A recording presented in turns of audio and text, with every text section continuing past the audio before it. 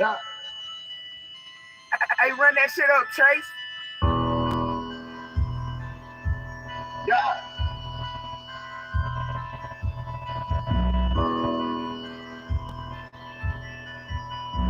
Yeah. Run up and I'm blowing you down. Before this enough, I'll be blowing the pound. Give me the truth, I cannot be confounded. Pouring the proof on you like a fountain. Climb the ladder to the top like a mountain. Like a lion in the field, I'll be growling. My niggas walking next to me when I'm prowling. My nigga hitting with his feet right down. Them niggas wanna talk that shit. Please see if you can walk that shit. Cause your granddaddy paid for a brand new gun and I can't wait to start that bitch. Nigga, the grandson and get this bitch. I'm the Rubicon with a lifted kid. I blast that bitch up, never get that bitch. I think it how when I blick this bitch. I'm rolling the beat, I'ma beat this bitch. All of my shit got her lips on my tip. This heavenly treasure, I'm reaching rich. Sniper rifle be like clickety clicks. We see the devil, we be seeing the tricks. Shorty came in, saw the truth, now her jaw dry. She won't give it to you, she on my job. Girl, I'm looking at you cause you hot, but I can't fuck around with you if you a that. Thinking you the truth, you are not nah. I'm looking at the door when he knock. Running from the source, he is not mocked. Now you niggas running from the pale for it. Yeah.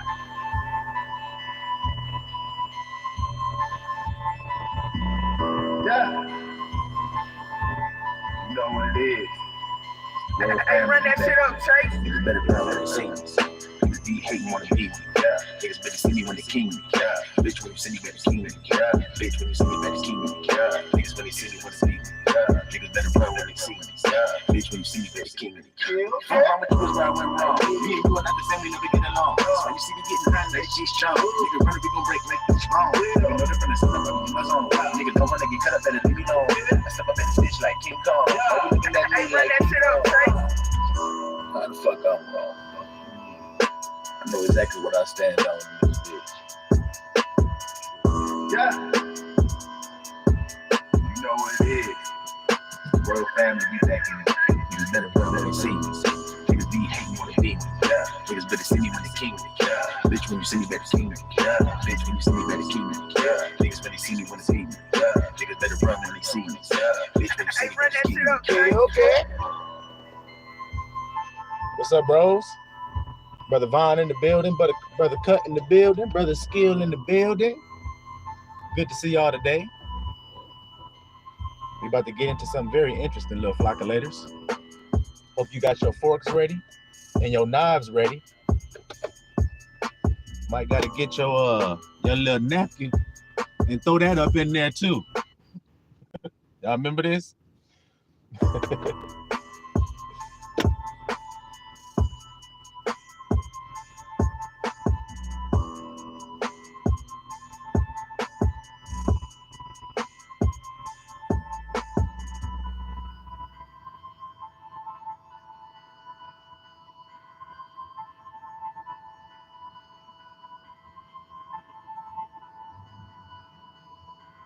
Hey, run that shit up, Chase.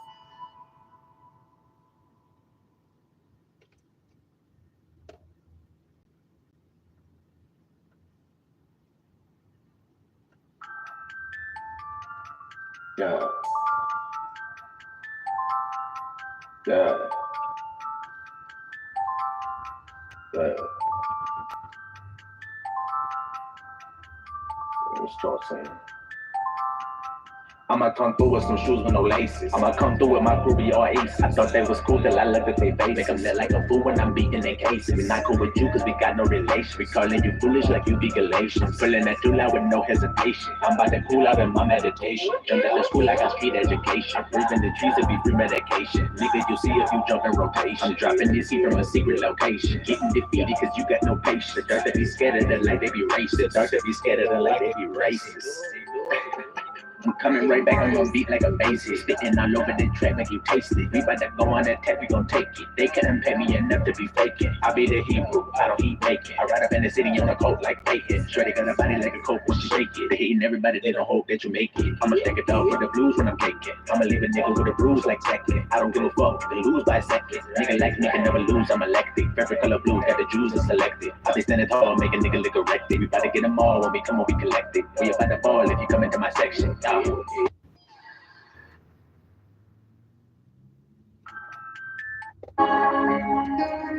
Tell me I'm crazy. I'm telling you the truth. I'm gonna tell you the truth. We'll be getting started here shortly, little flock of ladies.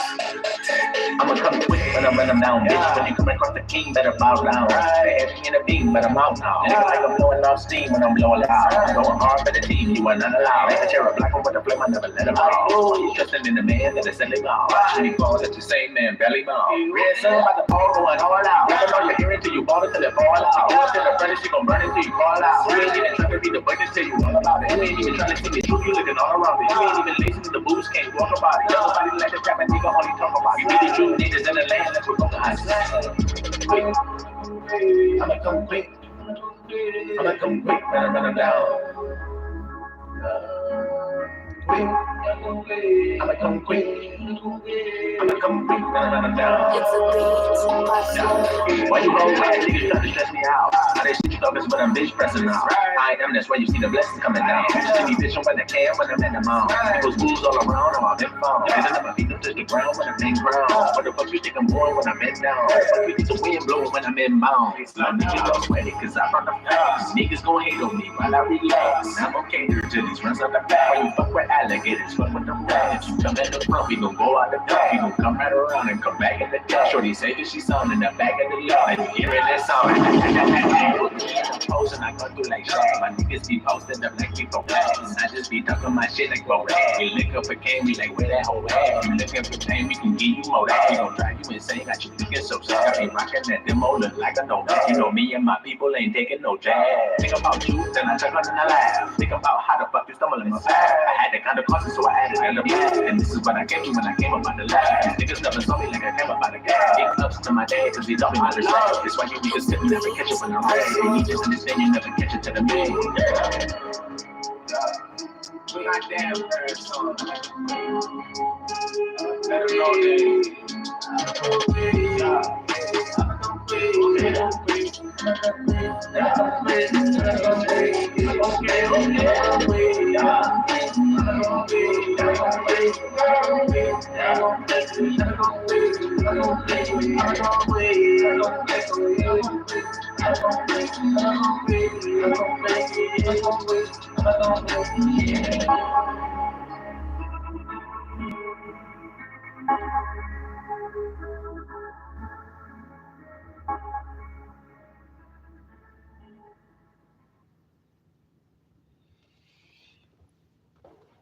We're going to be reading from the book of Romans. I think we started in Romans yesterday. Maybe we did. But that's what we're going to start reading today. Romans chapter 8.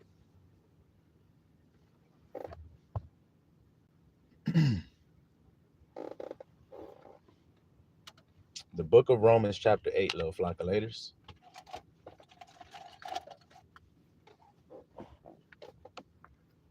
We're going to go ahead and get started.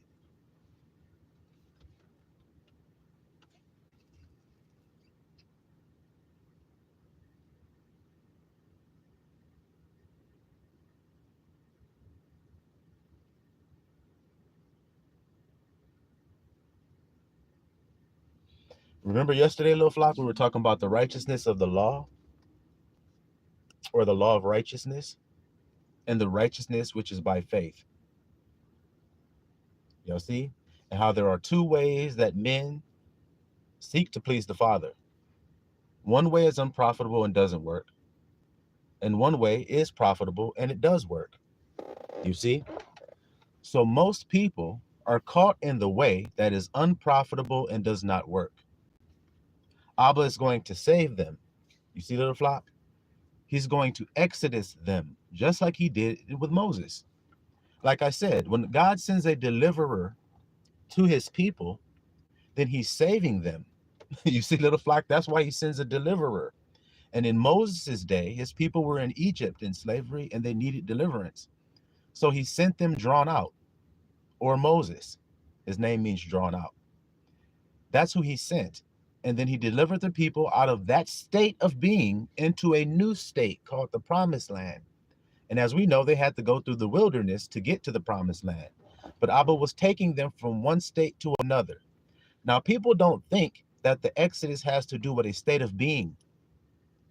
But I'm going to ask you guys a simple question. How do you think the Israelites were feeling when they were living in Egypt? We'll start there. Make sure we all on the same page, starting at the same line. How do you think the Israelites felt when they were dwelling in Egypt? How did they feel, little flock? Brother Cut, we actually in Romans 8. But thank you. Yes, Romans 10 is where we started yesterday. Interesting. So Abba God is kind of still hopping around in that same little spot today. You see?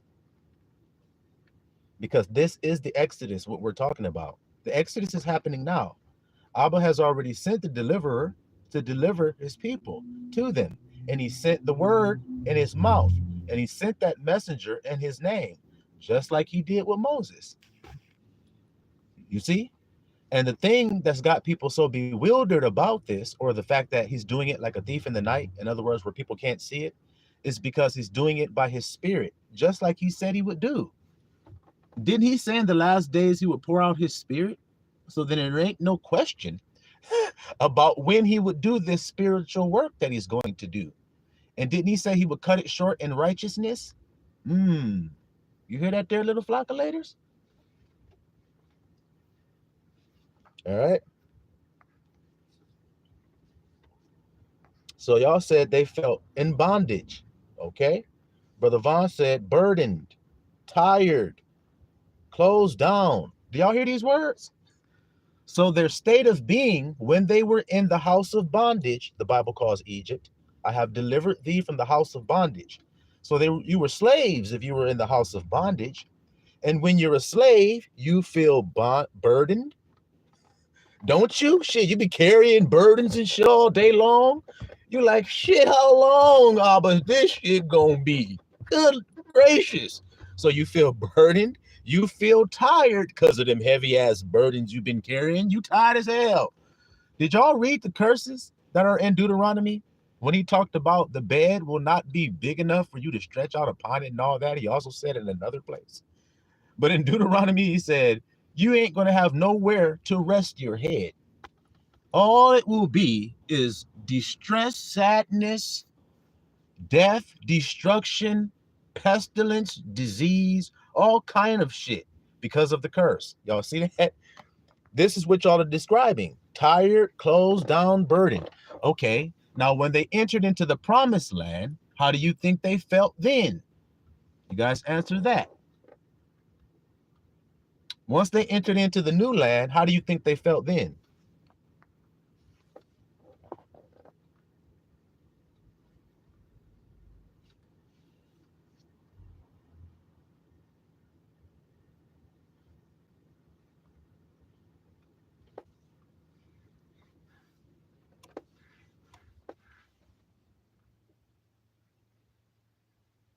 Brother Cut said safe, comforted. What else they feel, little flock?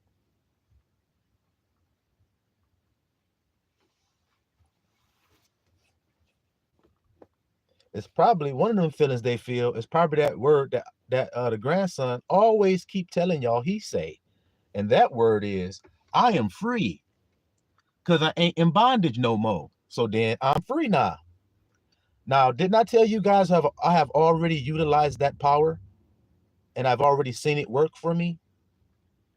So then if I've utilized the power and I've seen it work for me, then doesn't it make sense that Abba would send me to tell you guys of that same capability? I mean, doesn't it make perfect sense? It's not like I'm telling you guys something that I myself have not witnessed or seen or experienced. I've seen it, I've witnessed, and I've worked it and saw the power of it. So then, what do you guys want me to say? That I haven't done these things or that I don't know these things? No, I do know them, you see? But like Yahusha said, I know the Father. You don't. And if I say I don't, then I have become a liar.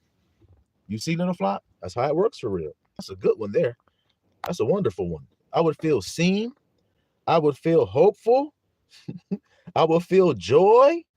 You see? Legos, logos, Legos, logos. That's right. So now, do y'all see how easy that works? When you're in Egypt, y'all already told me how y'all feel. I ain't told y'all nothing. Y'all are telling me how you feel when you're in bondage. And then when you're in the promised land, you feel a totally different way, don't you? So then now we're doing that spiritually. Can y'all follow what the grandson is saying?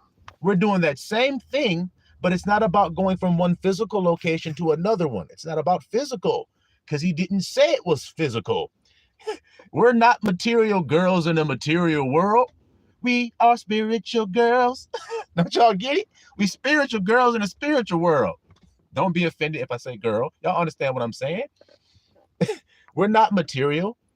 So therefore, we're spiritually passing over.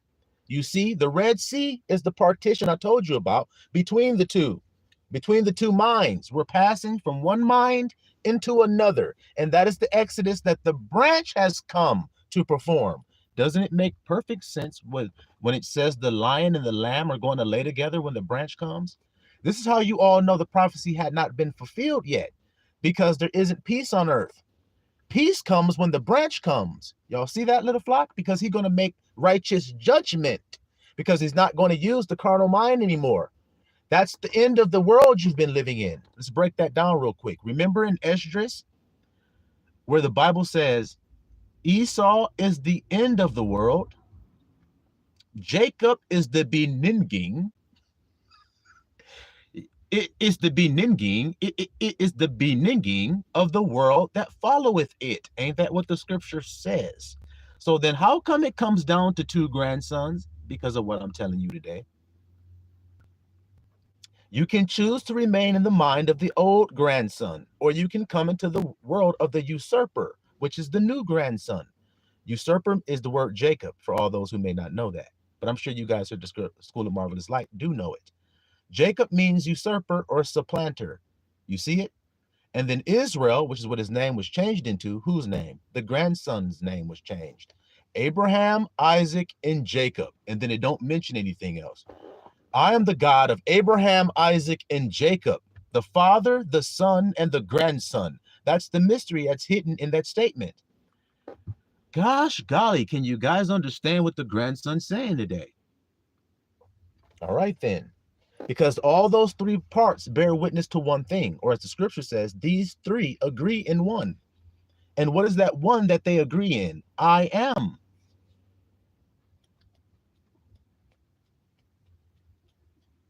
I told you, it's like a revolving door. It's I am love. I am loved. I am love. I am loved. I am love, and I am loved. Can y'all understand why I'm saying that? Because that's the circle of life. The father loves his son, and once his son feels loved, now he can love his offspring and teach them how to love, as the song says. How to love, with that Lil Wayne. Teach me how to love. Y'all hear me today? How to love. That's all it is about. It ain't about nothing else. Y'all see that, little flock? So we're coming from one world to another world, and we're having an exodus, and it's happening right now, and I'm here to lead you in that exodus from one mind to another. That's why I ask you guys the question I ask you when I say things like, have y'all ever heard this before? Y'all be like, nope. Like, you ever heard of the branch? No, the grandson, I ain't never heard that shit. Have you heard about Abel? Have you heard about what that means, what he did? No, I didn't hear that, grandson. Okay, did you hear about John? Did you hear about the inheritance that he got? No, grandson, didn't. How did you hear all this shit, grandson? Because I'm the one sent to you to tell you the good tidings. Y'all want to see my feet? They're real beautiful. I mean, they just are.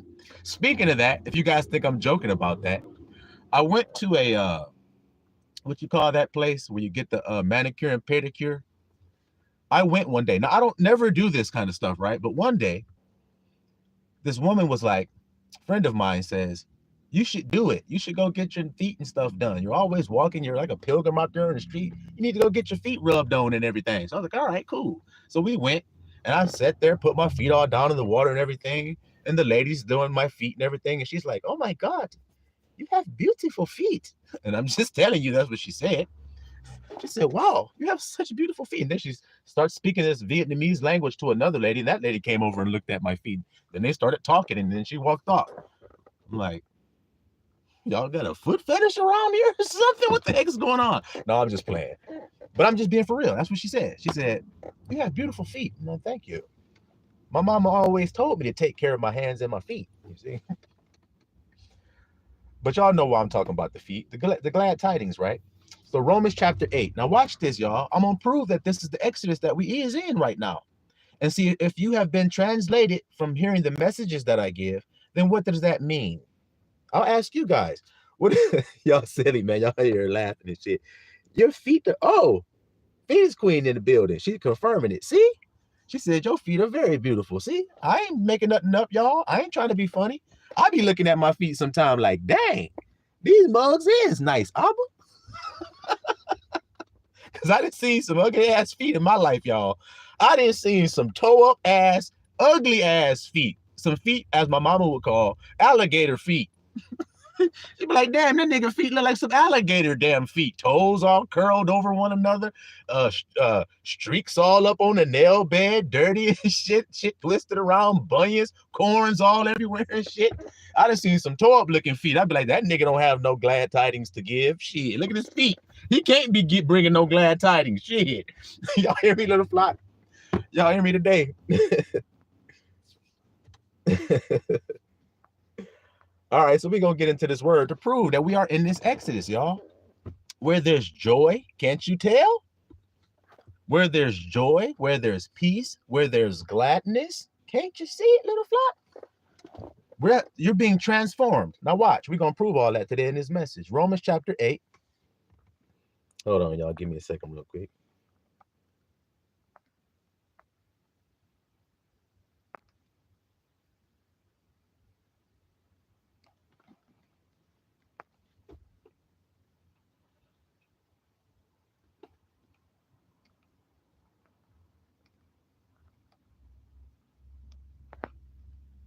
Hold on one little second here, y'all.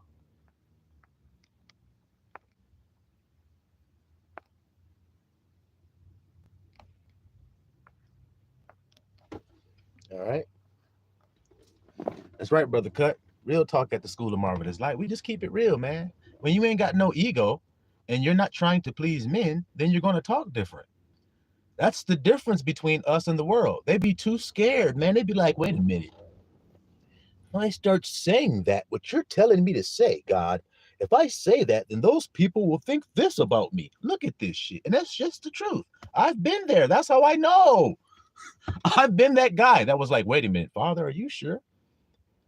I just say it like that. That's how you want me to say it. You sure? Because if I say it like that, see, here it comes. If I say it like that, Father, then these people are going to say, didn't it sound just like Moses?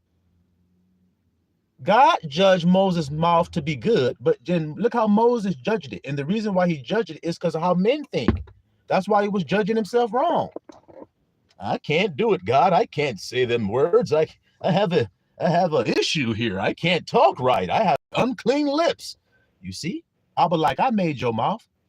See how men just can't understand God's idea of what right is? He just can't do it because he's in the wrong mind. And we're going to prove it. And that's why he's being saved. See, we got fishing rods over here that we fish men with. Am I talking something strange? Or am I talking something that ain't strange? But actually, that's right. I have made you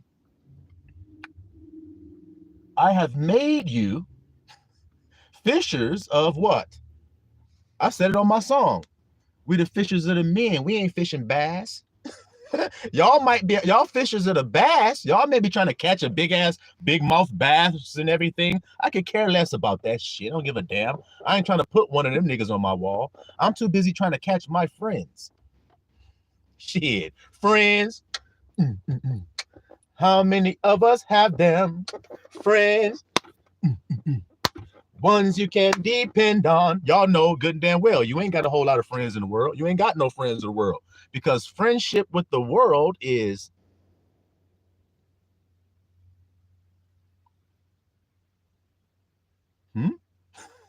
So then friends with the world, you better not be playing around with that world. Fuck being friends with the world. Y'all hear me today?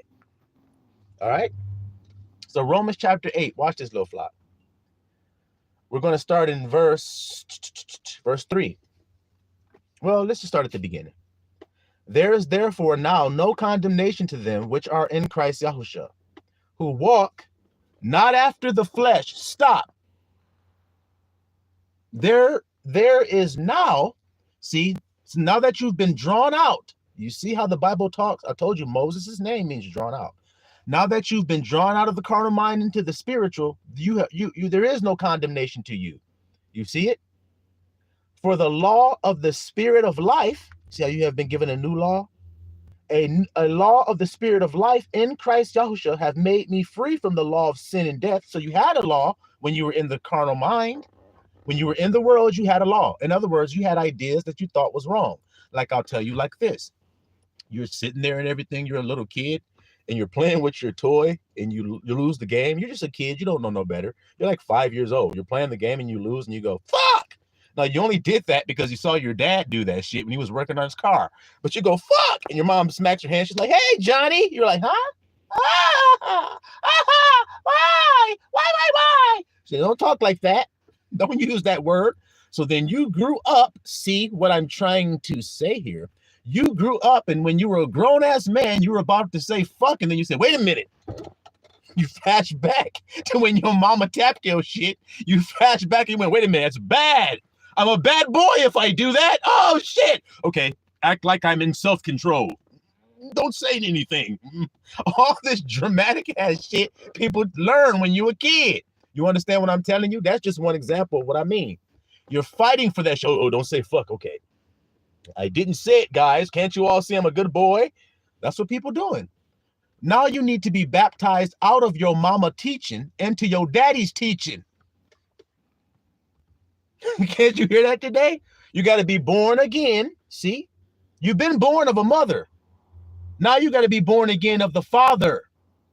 Do y'all understand what I mean when I say that? See, because people, when they hear that, they start thinking of their earthly mother that bore them. Oh, my mom. What are you trying to say, grandson? You know, people don't like you talking about their mama and shit, especially Israelites. They get mad as hell you talk about their mama. They be like, what you trying to say about my mom?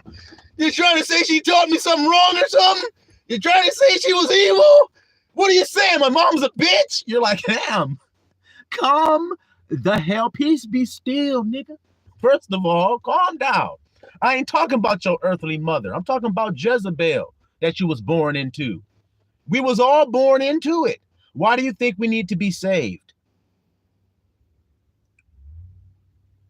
When you're inside of your mother, are you in air or are you in water? Watch what I'm about to break down here so nobody can deny that the school of marvelous light is blazing bright on a hill. Cannot be hidden. When you're inside of your mother, are you in air or are you in water? Scootin' doo doo doo. Are you in air or are you in water? Let you guys answer that question.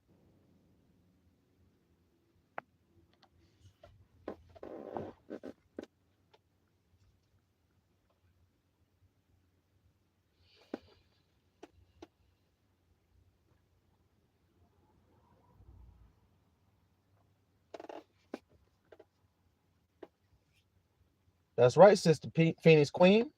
That's right, Von Reborn. See? Do y'all see where I'm going with this? I hope that you can see the wisdom that's about to pour out here. So when you're a fisher of men, come on, grandson, you fishing niggas out of water, aren't you? And you're bringing them where? When you go fishing, see how I'm about to do this shit? When you go fishing, you throw your rod with a little hook on the end of that damn thing with a weight on it. You throw it, the shit got a bob in that float on top of the water so you can watch and see when something snag on that hook. And when it does, you pull that nigga out of the water into what?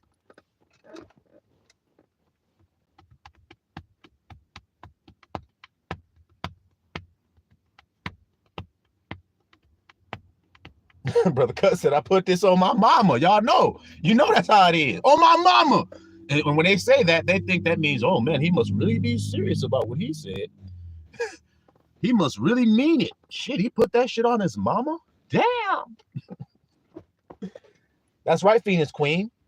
You take the fishy out of the water and you pull his ass out into the air, don't you? So then if Yahushua said, I have made you fishers of men, then you're fishing men out of the water and you're making them born again and bringing them out into the air and making them a living being that goes, I am. like the baby does when he comes out of his mother's womb, because her water broke. So then did Israel have to cross over some water to go into the promised land? Y'all know good and damn well they did. Y'all have seen Prince of Egypt. Who knows what miracles one can achieve if you just believe. Y'all know that song they were singing, and it's the truth too. Who knows what miracles you can achieve? They were singing that shit when they got across the Red Sea. They was like, who knows what miracles you can achieve if you just believe? That's what I'm here to tell y'all, just like Moses said. If you believe what I'm telling you, then you'll have life and you'll have it more abundantly. Oh, grandson, you're talking like Yahusha again. Who I'm supposed to talk like? Yahusha. So then why are you mad because I do? Who coming out, y'all?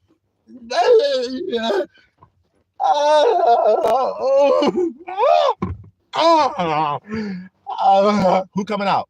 Who coming out, y'all? He's coming out, but he don't want the world to know that his Neanderthal ass is slow. He don't want y'all niggas to know that. Y'all know who coming out. All right. So you taking men out of the water. That means you're taking them out. What? Let's break it down a little bit deeper here. Did you guys read in Revelation about a woman? Not a man, not nigga surfing on a surfboard, but there was a woman. And she was sitting upon many what? Can y'all hear me today or can y'all hear me? That's right. Y'all crazy. You talking about Neanderthal coming. Here he come, y'all.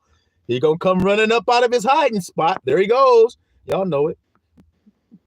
Neanderthal coming. Y'all know it. As soon as he get caught at his bullshit, here he comes. Little hair get to popping out on that nigga and everything. Neanderthal thriller. Shit, you know it. Here he come. All right. So let's see how what we're saying, how it coincides with the scripts, y'all. And let's see if it just connect like Legos or I'm just being funny. That's right, Phoenix Queen. That woman is sitting on many waters. You see?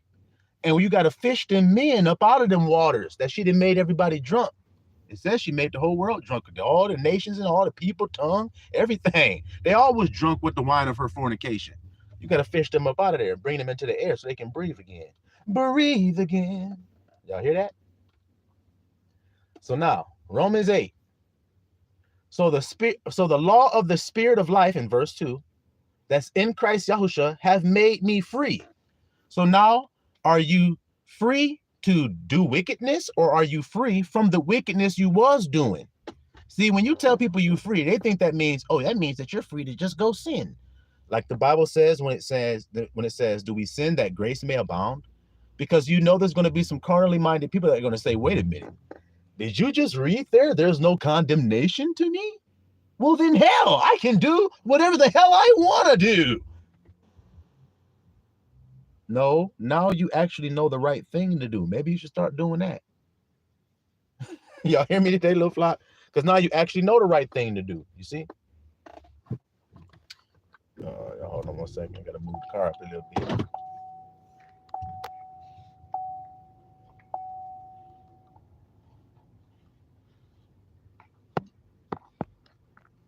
All right.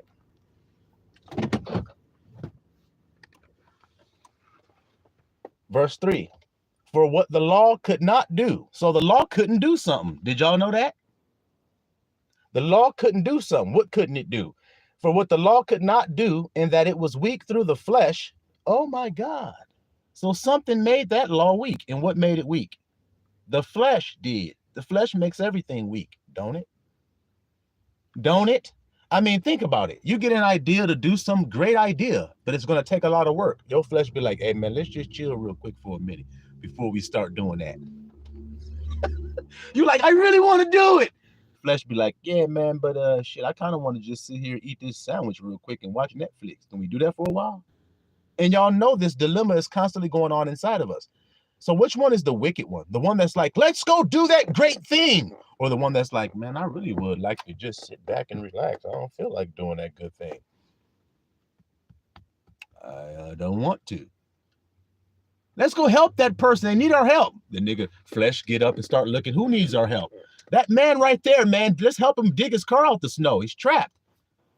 Well, he's digging. He looks like he's got it handled. He might actually get scared if I go up to him and ask him. He might be offended that I ask him to help, so maybe I shouldn't ask. This fleshly mind comes up with all kinds of excuses to not do what's right, and all his excuses are fear. If we do that, this will happen. What if this happened? That's all he can do because he's fearful.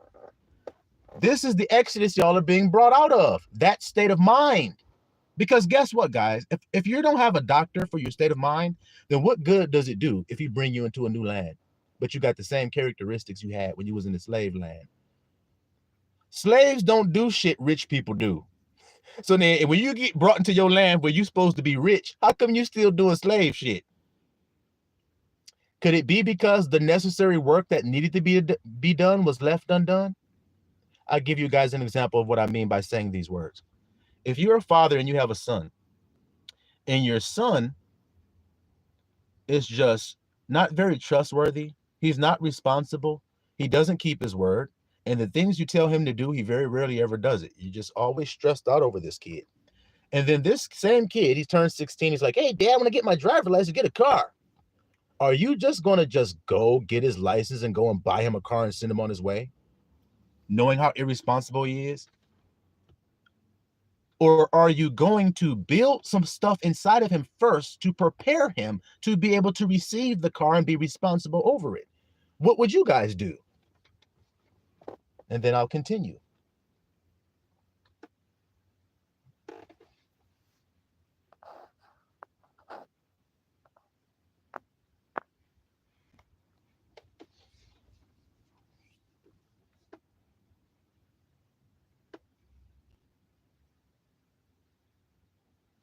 That's right, Phoenix Queen. The spirit is willing, but the flesh is weak.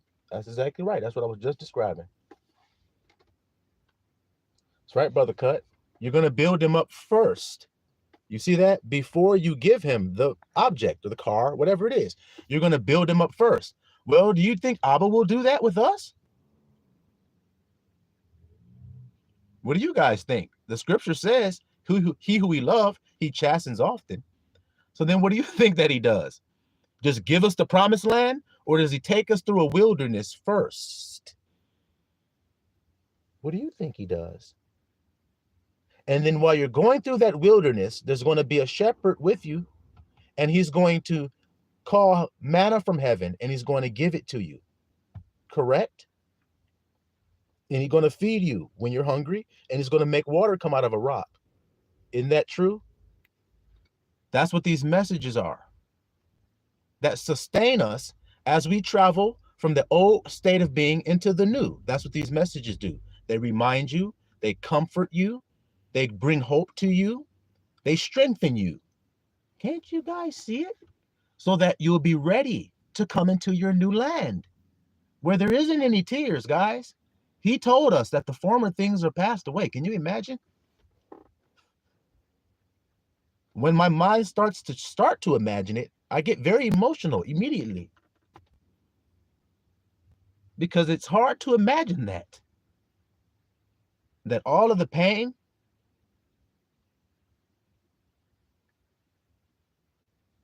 all the sorrow, all the mistreatment, I won't even remember it anymore. I don't want to anyway. But you're telling me there's a way where I won't? Well, then I need that. I got to have more of it. It's called life. Because you came out of death, where everything was false. There wasn't anything real there for you in that old world. It's enmity with God. So how the hell is there anything good for you there? It isn't. But you were led to believe that it was. Maybe it was heartbreak. Maybe it was a relationship. Maybe it was the loss of a loved one, a child. Anything that we have all gone through our own thing to see if do you believe that that's your real life, or is that death you're experiencing? Because when people ask me about the bottomless pit, they think it's some specific place with a hole that you can look down in. Well, I'll tell you guys about a hole you can look down in. It's called your eye. It's called that pie hole on your face. It's called that ear up on your head. And I can keep on going, but I think you guys are starting to see what I mean. People are looking down in the ground. Oh, God. I remember when I was a young guy, I was living in a small place in the state of New Mexico. And when I was living there, me and my family went on a trip to a place called Carlsbad Caverns. I don't know if you guys have ever heard of it. Carlsbad Caverns is a system of caves and caverns that go under the earth. And you can travel down in there and see all kinds of cool things, bats and stalactites and stalagmites and glow-in-the-dark worms and all kind of stuff is going on in these caverns. Well, when you go down in there, there's a big-ass hole. And it's roped off so you can't get close to it. But as you get close enough where you can look down in there, you start to see that it's just going down, down, down, down, down, down, down. You're just like, man, that shit's, damn. They call it the bottomless pit, right? And nobody has ever touched the bottom of it. And there's a sign there saying, don't try to go down in there because you will never return. No one has ever went down, touched the bottom and came back up. They've just gone down, got so far that they said, you know what? I don't think there is a bottom. And they start climbing back up. That's all that's ever happened there. You see? Well, that idea is what God is showing you to show you how your eye is, how your ear is, how your flesh is.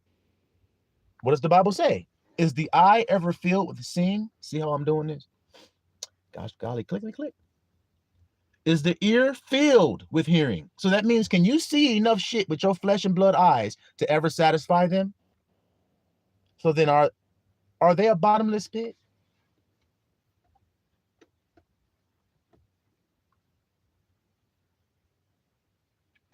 Brother Vaughn said, tears of joy and relief. Man, you ain't lying about that, bro. You ain't lying about it, man. Us who know. Only the ones who have been called out going through the wilderness will understand the joy of coming into the promised land, man. And didn't a whole bunch of Israelites perish in the wilderness because they were faithless? That's the only reason they perished, because of their unbelief. Can't y'all hear what I'm saying to you? So then what will cause a man to perish today? What was our message yesterday about? And y'all are telling me God is not doing this? What was our message yesterday about? Belief. And that's what justifies you. Why would God want you to know that right now if you're not going to be tested in your belief? And many are going to be broken off. I've told y'all that. Many are going to be broken off because they simply do not believe in this place that I'm describing to you. The place where I come from. That's why I'm so perplexed with hatred. I don't come from that. This is why I'm so hurt by injustice. Because it's not my home. And how does the man feel when he's not home? How does he feel?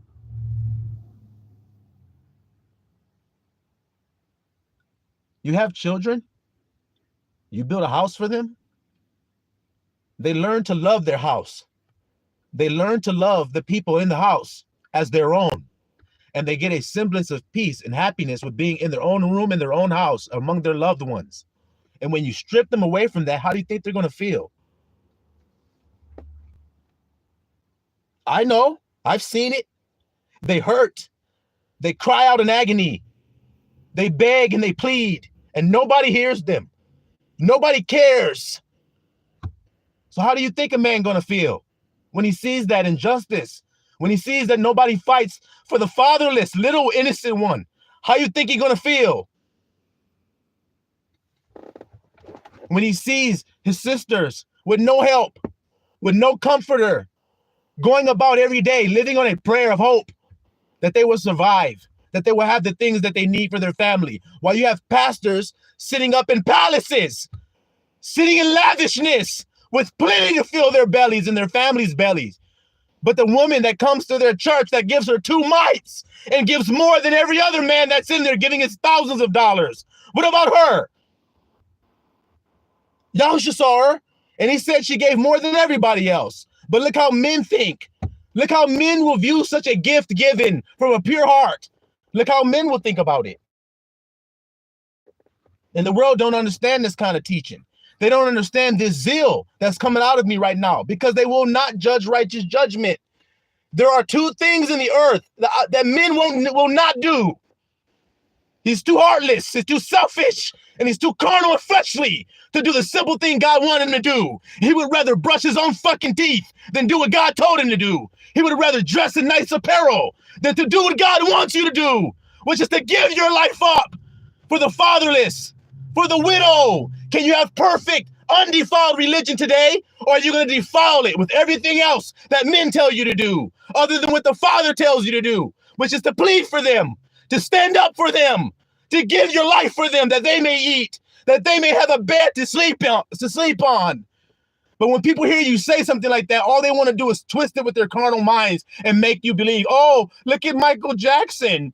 He opened his bed to children because he wanted to molest them and he wanted to be a pedophile and to treat them bad. Did you not hear what the man said out of his mouth, out of the abundance of his heart? Did you not hear what he said when he said, I see a child on the street with not enough to eat. Who am I to walk by pretending like I don't see what he needs? Did you not hear that? And y'all think it's about something else. Y'all would rather kill a man that preaches that message than to adore him and love him for that.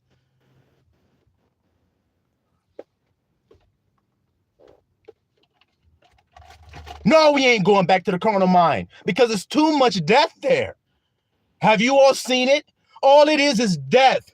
The youth of my people, they will take each other's life away with no regard for it. Why don't they regard each other? Because they hate themselves. And then y'all look at me crazy when I talk like this and I say, love yourself, Israel. At last, your father loved you.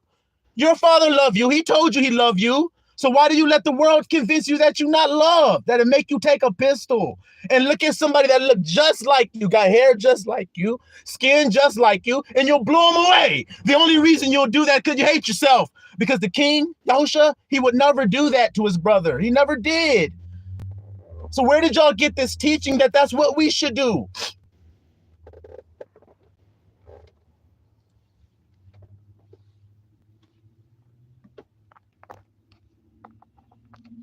But all y'all want to look at is what's on the outside of a man. Y'all don't want to see where all that just came out of me. Where did it come from? My clothes?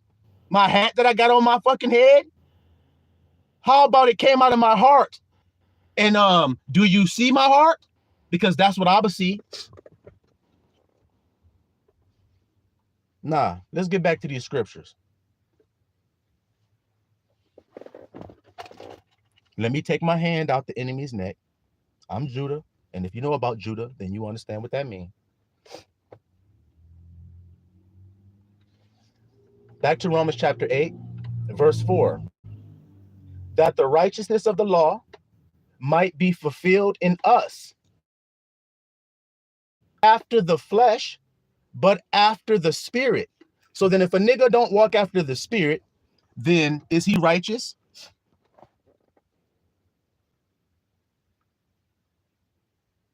And they be like, damn, grandson, gosh, that was a whole lot of fire coming out of you right then. Yeah, it was. And do you know why? Because if you get the Old Testament and if you get the New Testament, you are going to look in there and you're going to see the people of Israel drop the ball on two things. It was those two things I was just describing to you, the widows and the fatherless. And God gets very angry when you do other shit and leave that neglected. It's about time we stop neglecting them and love them, teach them, guide them, comfort them, and stop comforting a fat ass rat cucaracha with a fucking robe and a hat on his fucking head and a scepter. Stop comforting that bitch. Let his ass die. Let anybody who think outward righteousness pass away, because the wages of that kind of thinking is sin, which is death. So let them keep thinking that that's what righteous. But y'all don't comfort them no more. Don't fill their coffers anymore. Don't support them anymore. Matter of fact, tear them down. Tear down their groves. Tear down their shrines. Tear down their altars. And if you think that I'm being a hypocrite and telling y'all to do that, I got a video on my page where I'm doing that exact thing right in front of you niggas. So I ain't no fucking hypocrite to be telling you what I'm telling you. Hate the idol. Hate the thing when there's no profit. Reject it. Reject this world and what they've told you, because they don't know shit. They leave the weightier matters undone, but they strain at a gnat. And you guys think I'm crazy for saying what I'm saying? I don't think so. I don't think so.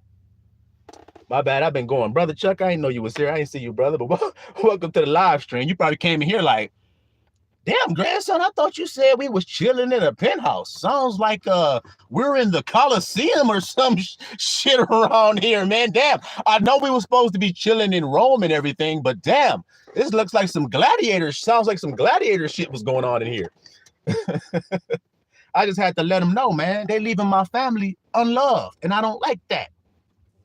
I don't like that. I don't like my people being mistreated, and I ain't gonna allow it. You see what I'm saying to you? If you knew about the deliverer of Israel, he don't like his people being mistreated. Ask Moses. See how God does that? See how God proves all things? What about Moses is describing what I'm saying? Well, didn't he see an Egyptian beating his brother? Did Moses see an Egyptian beating his brother up?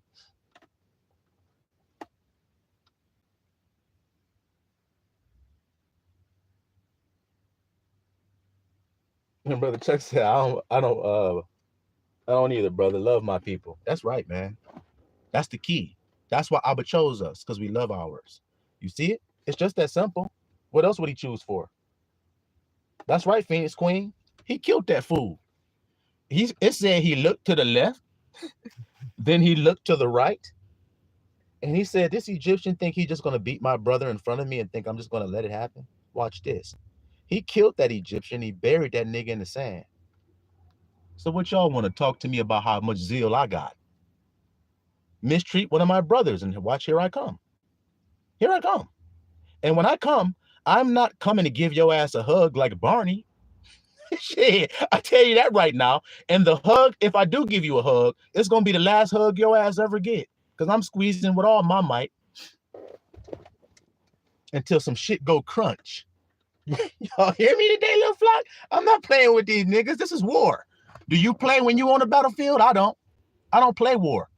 War is real to me. And when it's time to war, it's time to kill. Ain't that what Solomon said? There's a time for war. There's a time for peace. There's a time to kill. All right, then. So then don't play. I ain't over righteous. So when he said it's a time to kill, I get gully. I'd be like, all right, then. Well, let's get to killing. Because there's a whole bunch of things out there in the world that need to be killed off of it. You guys disagree with me? Okay, well, why did God say it would be just like Noah's day? Didn't he kill up a whole lot of stuff up off of it? Now, when he kills all up off of this world this time, it will be for one reason. It will be because they disbelieved Yahusha. He sent them what they needed. They don't believe it. So then you don't get the benefits of it, which is life and peace. You don't get life and peace if you don't accept Yahusha. What you think you're going to get? There's only other alternative. Y'all understand what I'm saying to you? That's right, Phoenix Queen. No witnesses. Y'all see that? He said, I don't want nobody to see this, what I'm about to do. Yank. I had to take care of that nigga. He thought he was going to mistreat my people. No, yank. You see? All right. So let's continue, little flockulators. Let's continue with what we on. All right. Back to Romans chapter 8, verse 5. For they that are after the flesh do mind, see what I told you guys? That the transition is from the carnal mind over to the spiritual mind. That's the exodus that we're going through right now in this very moment. From the carnal to the spiritual. You see it? So those who are in the carnal mind, what do they think about? Let's see. They mind the things of the flesh, but they that are after the spirit, the things of the spirit. So see how there's two minds? If you're in the carnal mind, your mind is set on carnal things. We just read that. If you are in the spiritual mind, then your mind is set on life and peace, and it can only be set on life and peace because the spiritual mind is life and peace. And if your mind is set on the carnal, it's actually only set on death. I told y'all that. I described it to you earlier. When you get an idea, and then here comes another voice that tells you all the reasons why you shouldn't do that idea. You don't tell me that's death. If you have an idea to do something and you never carry it out, that means the idea got killed. Or in other words, the seed you planted didn't get fertilized. See? So you didn't get a child, but you said you wanted one. But there's somebody who goes along killing children. Do you know who kills children in the Bible? Her name is Jezebel. Did you guys know that? Now, when I say that, if you're carnally minded, you're going to think there's some witch floating on a broom named Jezebel with a long nose with a mole on the end of that shit. And she's flying through the sky going, looking for a baby that she can fly down, snatch out of his crib and kill him. It's not what I'm talking about. What do I mean? What is the baby killer?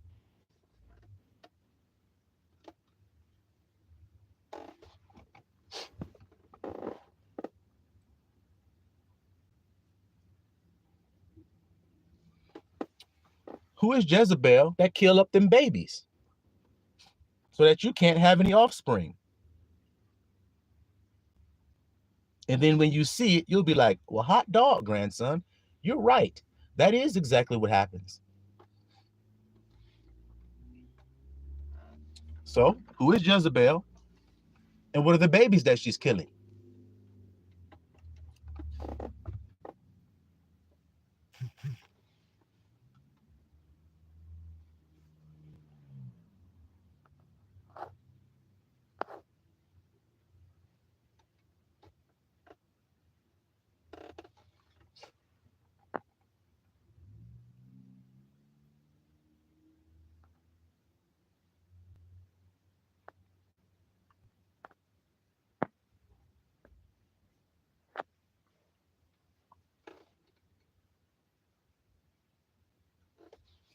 Swing, swing. That's right, Brother Cut.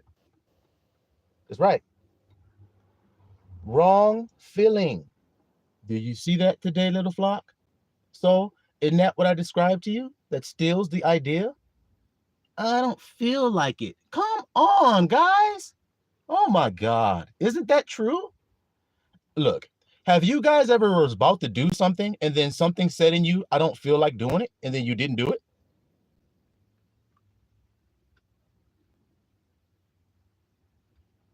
Or that only didn't happen to me in my life?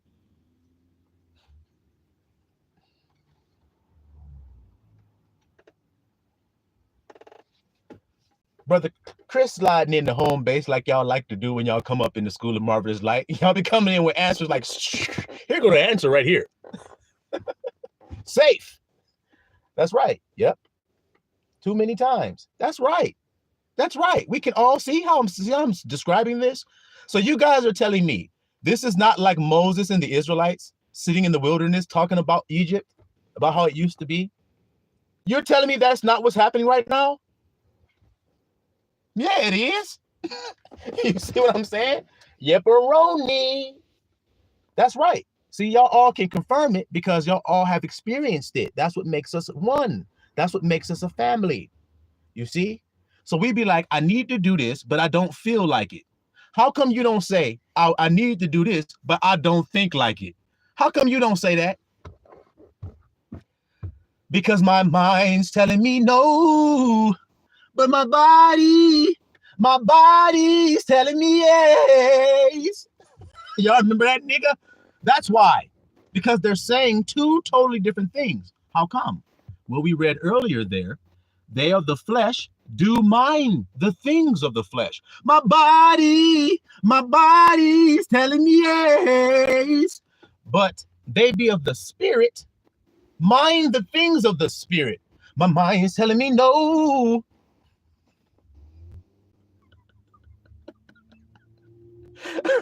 Abba, you got a sense of humor, man, and I love it. Thank you, Abba, for being so humorous and making us laugh and happy and joyful. Because it's Abba doing this, y'all. It ain't me. Abba doing the work. You hear me? I know, Brother Cut. I know. Kale's always coming up. See, I guess because when you tell the truth, to the pure, all things are pure. When you tell the truth, the pure-minded person just hears the truth of it. He'd be like, damn, R. Kelly was right. I don't know if he was righteous. I ain't saying all that. I'm just saying what the nigga said there was right. He said a whole bunch of other shit that was right too. Like when he said, when a woman's fed up, there ain't nothing you can do about it. That was another thing that he's saying that was true. You see what I'm saying to you, little flock? Y'all crazy, man. But yeah, all right. We deal with the truth. We like the truth. We don't care where it comes from. Shit, do you? You need the answer to your test and you don't have the answer. You're like, man, I'm going to fail if I don't get this answer right. And then you look over and shit and you're like, and then some nigga got a cheat sheet. He's holding it up like, number 16 is D. It's D. The guy gave us the cheat sheet, man. It's D. You don't know that kid. You're like, it's D? You're like, yeah. Man, fuck it. Get your test back, A+. You're like, damn, that nigga was right. Shit, I don't care who the hell he is. All I care about is the fact that I got this A. I know. That's the way it is when you need some shit. You don't care where it comes from, long as you get it. Shit, long as it ain't a lie. That's all I care about. Shit, if it's true, then it's valuable. If it's a lie, then it ain't gonna do no profit to me. Shit, even if it come quick. Nigga, here's the answer right here. But it's a lie. It ain't the right answer. But I took it because it came quick. Here it is. Yeah. F. Now, that nigga said that was the right answer. But that couldn't have been because I got an F here. See? So you don't care where it came from. All you care was it was a lie. And then you might start caring after that. That nigga lied. You might care where the lie came from after that. But y'all follow what I'm saying? All right. Back to Romans here. Back to Romans, y'all. All right. Verse 6. For to be carnally minded, I've already said this about a gazillion times. For to be carnally minded is death. Now, guys, I need you that were here earlier in this message, in the beginning part of it. I asked a question. I said, how did the Israelites feel when they were in Egypt? And then you guys were like sad, wore out, tired, depressed. The niggas was all ronery. I'm so ronery. Shit, the niggas was ronery. They wasn't lonely. The niggas was ronery. Y'all hear what I'm saying? So now they was feeling bad, in other words. But when they came into the promised land, they was singing and dancing and skeely-ding all around, doing backflips and shit. Nigga had a ukulele playing that shit. Another nigga had a tambourine. Some girls was dancing and singing the song of Moses and every damn thing. Weren't they? So then there's two states of being, like I've told you. Well, what does this say here? To be carnally minded is death. So then which one of those two scenarios do you think is death? The girl with the tambourine? Get your tambourine, get your tambourine. Her? Or the girl that's like, ronery, I'm so ronery. No one to hold me. Which one is death? Let you guys answer that before we move forward. Brother Skill said they felt relieved with their hula hoops. You know it. They was out there like.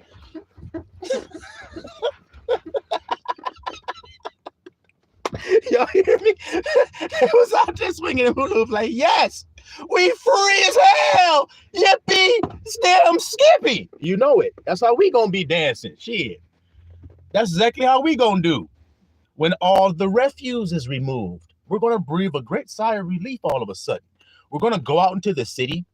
The flocculators, us, we're gonna, after all the booming and everything, after all of the fire and brimstone and all of that, we're gonna be in there chilling. We're gonna have light in our dwelling. We're gonna be singing and everything, smacking mugs together, slurping back and everything, laughing. And then after all the booming and the lightning and everything is finished, we're gonna come out of the woodwork. We're gonna come out the penthouse. We're gonna come down and we're gonna walk through the city and go, hey, brother Cut, there's a mansion right there. The front door is just kind of wide open. I don't see any people. Let's go in and see what their pool is like.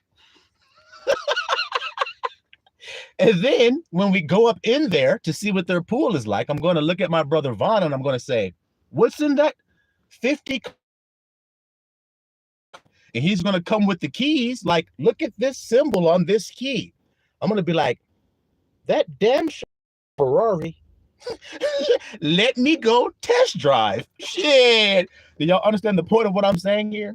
It's called inherit the earth. What you guys think it means? That's what it means to me. Shit. I'm inheriting all that shit. I'm going to be like, wait a minute. Hey, Skill, what do you got up there in that safe?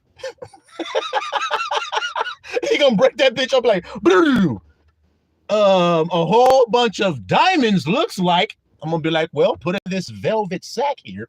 Tie that string around that shit like money talks, nigga. Y'all hear me today, man? That's right, Brother Von, like GTA. You know it. You know it. I'm not joking. I'm rejoicing in it, and I'm happy about it. Abba said this military that he's making, he says they will just march forward without any one of their ranks even being hurt or thrust through. Y'all hear that about us? We're walking across the battlefield, the enemy like that shit like clink, clink, clink, clink, clink, clink, clink, clink, clink, clink, clink, clink, clink, clink. I caught one of my teeth, like Dirty Harry. I was like, oh shit, yeah, that was a 9mm.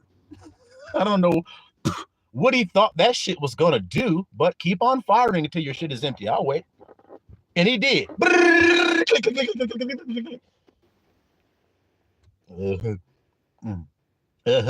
Grandson, have you come to destroy us before the time? I'm gonna be like, nigga, you was just shooting at me. Why you worried about what I'm thinking about doing? You was the one doing all the damn shooting and everything. Now it's peace, peace, brother, peace, love. You guys used to watch the same cartoons I did. And when I was young, I don't know about cartoons nowadays, but when I was young, there would be some badass guy in the cartoon. And when he was, long as he was doing good and having success, he thought he was the baddest nigga in the world, the villain that is. He was going around zapping people and killing and doing all kind of mayhem and ruckus. But then as soon as the superhero gets down in front of that nigga with his S on his chest and shit, and he blasts that villain away, and that villain is damn near hanging on by a thread of life, and he's destroyed and defeated. All his men are dead and everything. He looks up at the superhero, and you guys know what he's about to do. I'm going to let you guys tell me what he does, just to make sure we all in one person. What does that villain do? Once his ass is laying there, smoke coming all off that nigga's garment and everything, what does he start doing to the superhero? Y'all seen Lion King. Y'all saw Scar when Mufasa showed up. Well, he thought was Mufasa. He said, Mufasa. It was Simba. And nigga said, Mufasa, can't be. You're dead. It's Simba. Oh, Simba. Y'all remember that shit? That nigga was like, Simba. Oh, I didn't know that you were back in town. Y'all hear me? What do they start doing? That's right, Brother Skill. That's right, Brother Chris. And nigga had a white flag and shit. He'd be sitting up there, got his little stick wrapped around that shit. He'd be like,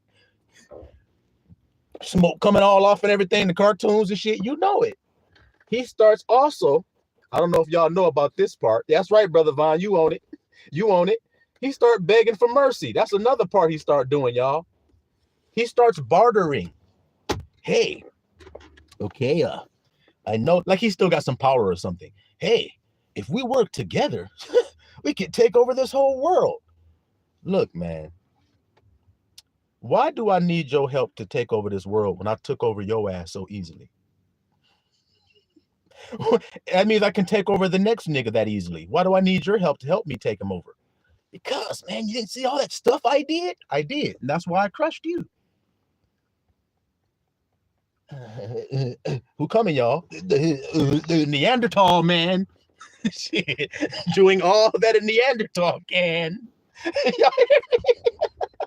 I'm being silly. I don't know what it is, man. I went from highly emotional to real joyful. You see, Abba did that.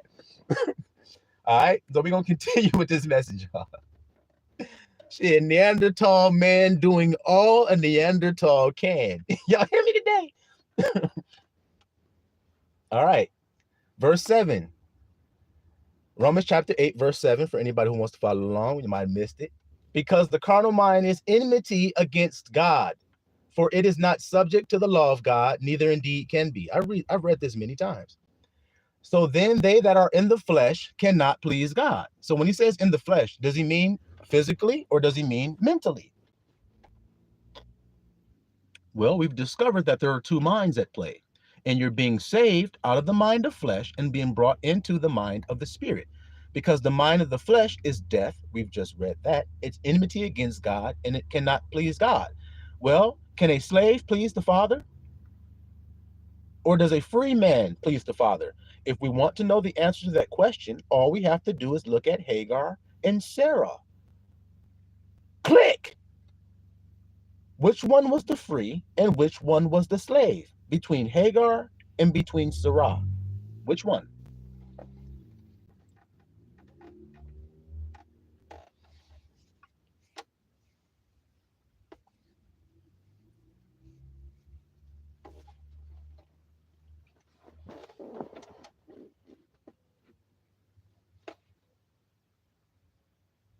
That's right, Phoenix Queen. Oh, Raven, I didn't know you was here in the building. Welcome to the live stream, Raven. I didn't know you was here. That's right, Vaughn. Sarah is the free. Now, watch how we're about to slice and dice the rest of this nigga in pieces. So now we said that there's a mind that's free and there's a mind that's bound. God rejects the mind that's bound, or the slave, in other words. He rejects it. Now let's see. Hagar had a son named Ishmael, correct? And Sarah, who was the free woman, had a son named Isaac. Which one did Abba select? Skeetendee, can you understand me? Cause I make that shit clear, so crystal clearly. Which one of her children and which one of the children was selected and which one was rejected?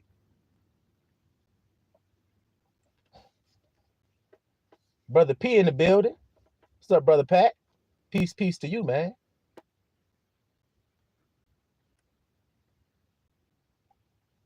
Brother Skill said, Hagar was in bondage. Did y'all hear that, little flockulators?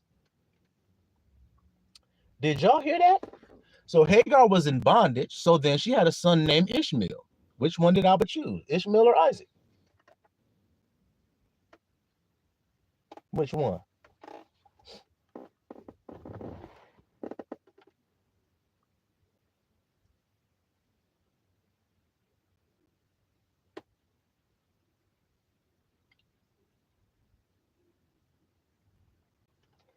That's right, Brother Vaughn. That's right, Brother Vaughn. Do y'all see that, little flockulators? Abba chose the son of the free woman. So then what do that mean? God chooses the thoughts of the spiritual mind. He rejects the thoughts of the carnal mind because the carnal mind is enmity. It's a slave mindset, and the slave mindset gendereth to bondage. And this Hagar is Sinai. Do you see how Hagar is in synonymous relationship with that mountain where they received that law?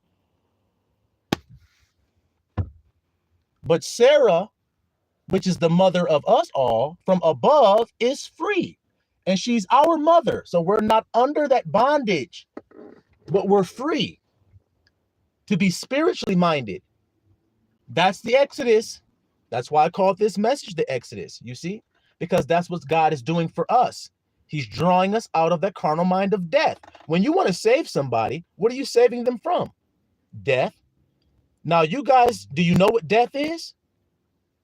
I know you guys at School of Marvelous Light know it, but the world don't know it. That's why they're scared of it.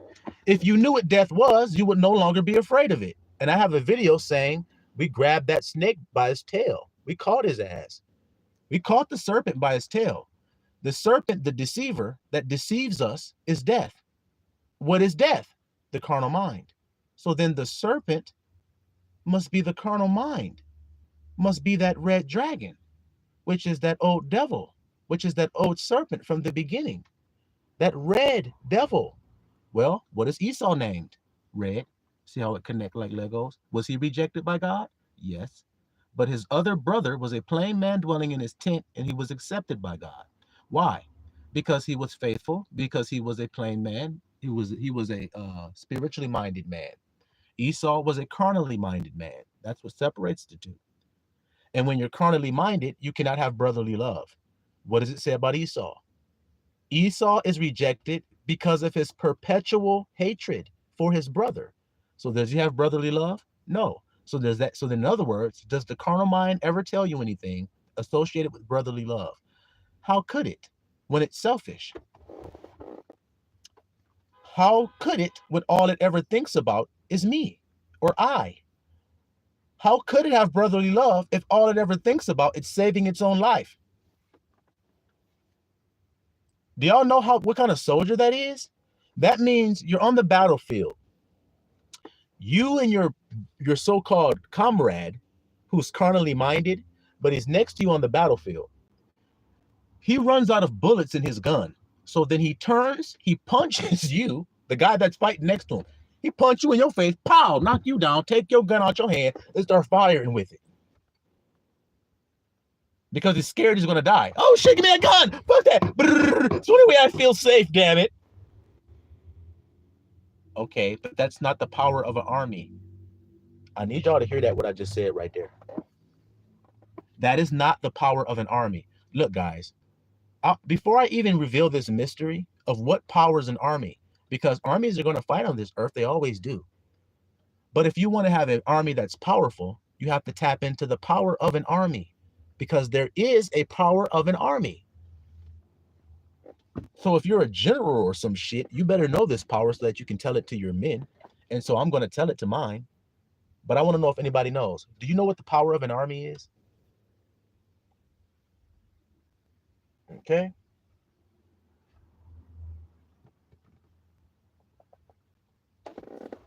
That's right, Brother Vaughn. The 7 churches. You see, because the Bible says that the 7 churches was in a certain man's hand, and it was on a stone given to a certain man.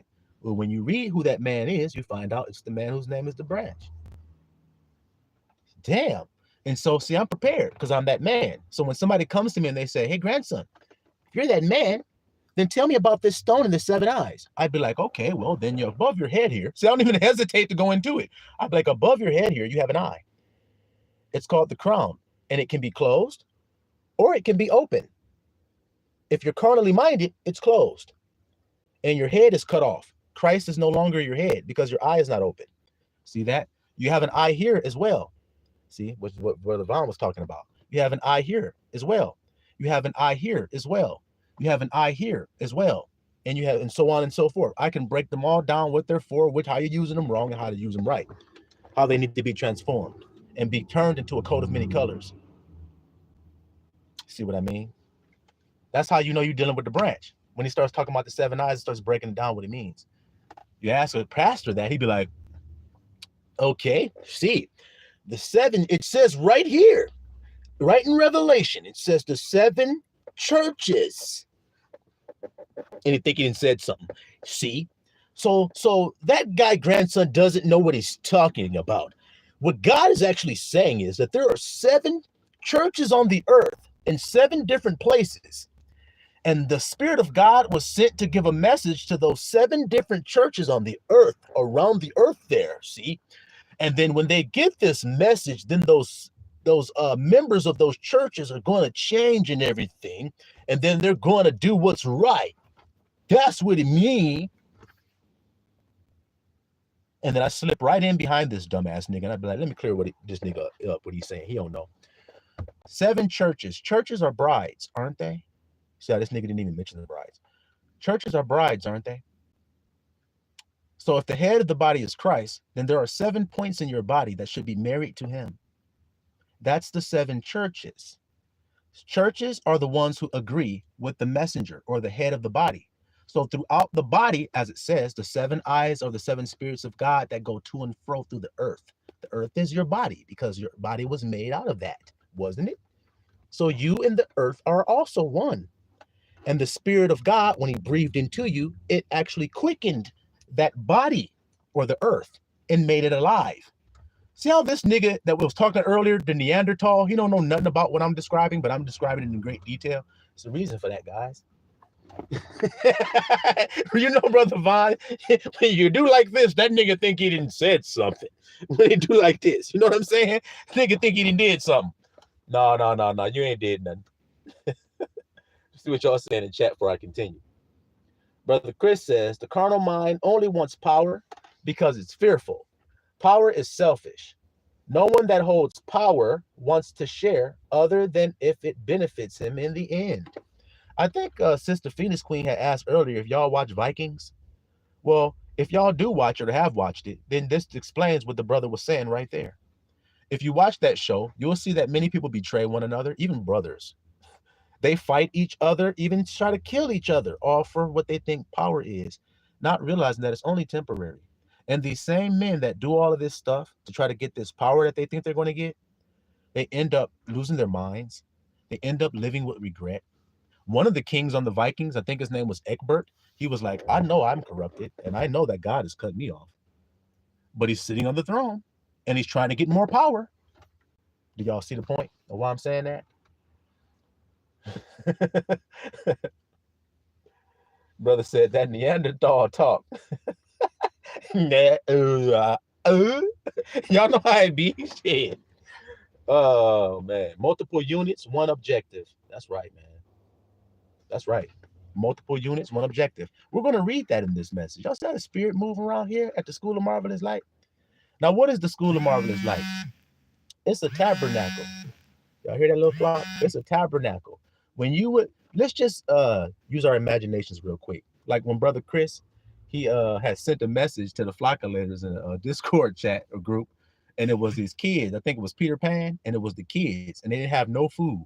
And it was a table, but yet they sitting up there acting like they eating all the food and everything, acting like they drinking out the cups, and all of a sudden all the food appeared.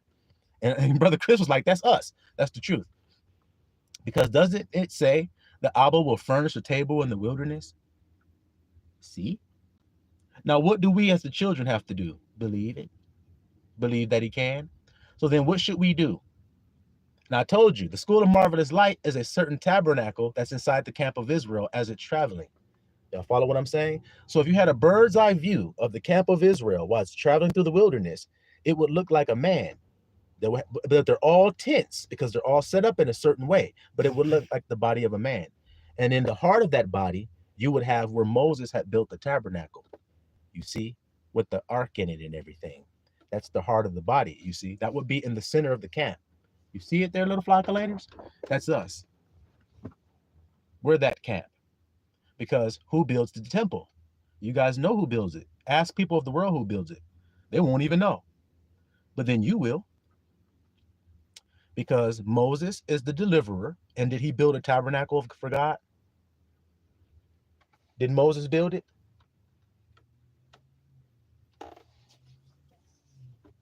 We're just doing a little homework to see if we're all on the same page here. Did Moses build the tabernacle?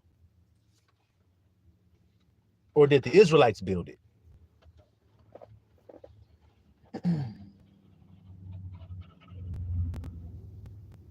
All right.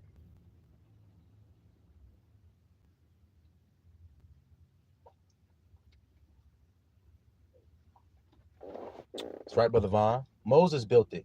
So the deliverer is going to always build the temple. Y'all see that? The deliverer always builds it. What do y'all should say? Destroy this temple, and in 3 days I shall rear it up again.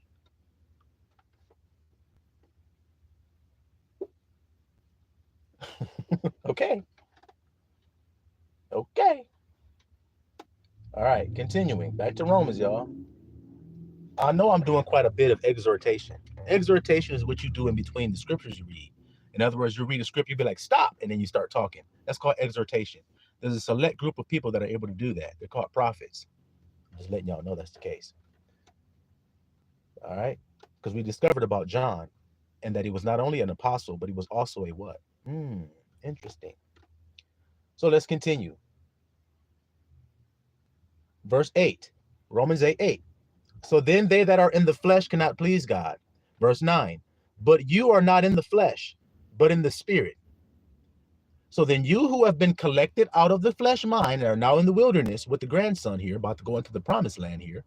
Y'all see my subscriber count? Did you see it? Did I not tell y'all my birthday literally just passed like a day ago or something like that? My birthday just passed, and then I just hit 777.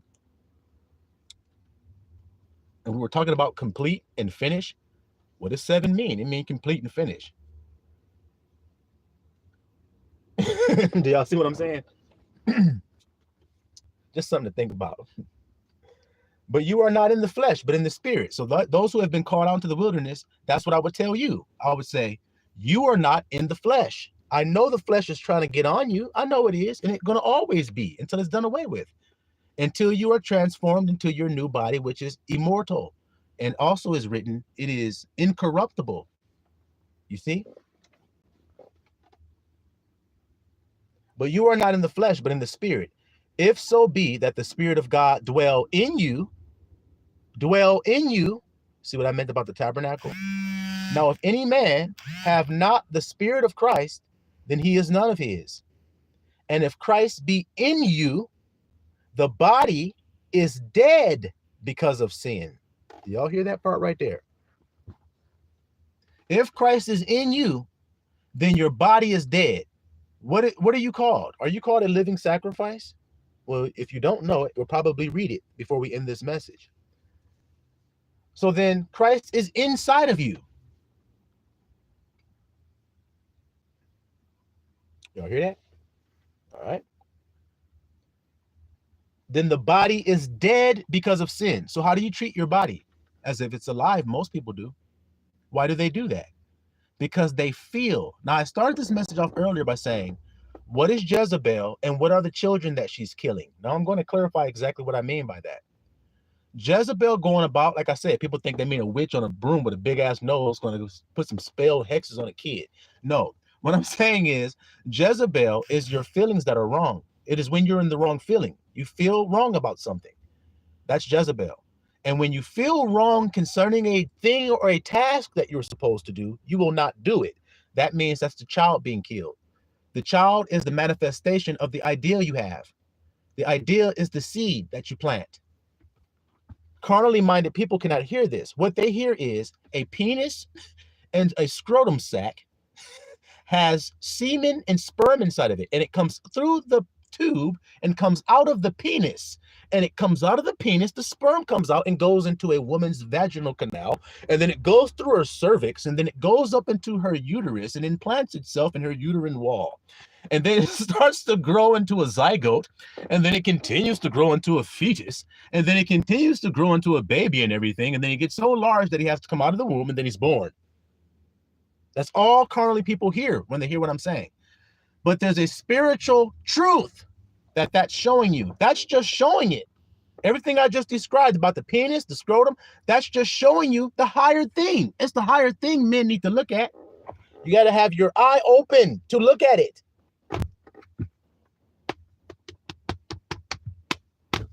So then when you look at it with your eye open, then guess what you see? You see a person that goes, I have an idea. That is my scrotum sac with the seed in it, with the sperm and semen, that bag of ideas that I have. And when I conceive the idea, what is conceive a child? That means I plant the idea into my heart. Now, when I plant the idea into my heart, I start to feel something growing. A feeling starts to grow in relationship to the idea. So let's say I have a fearful idea. I go, oh my God, here it comes. I'm about to die. Don't I start to feel a feeling just because of that idea? And doesn't that feeling grow? The closer the thing comes, it just grows, grow. Yeah, that's the baby growing. That's the baby growing. So then it works that same way on the good side. You have an idea to sow some good seed, to have a good idea to do a good work, and then here comes feelings. I don't feel. The moment I don't feel, that's Jezebel killing your baby. Now that you know what the baby is, now that you know what the seed is. Come on, grandson. How the hell could we know this over here at the School of Marvelous Life if we ain't spiritual? I just gave you two ideas, and I gave you one idea, and I gave you two breakdowns of it to show you that there are two minds hearing what's being said. Y'all concur with that?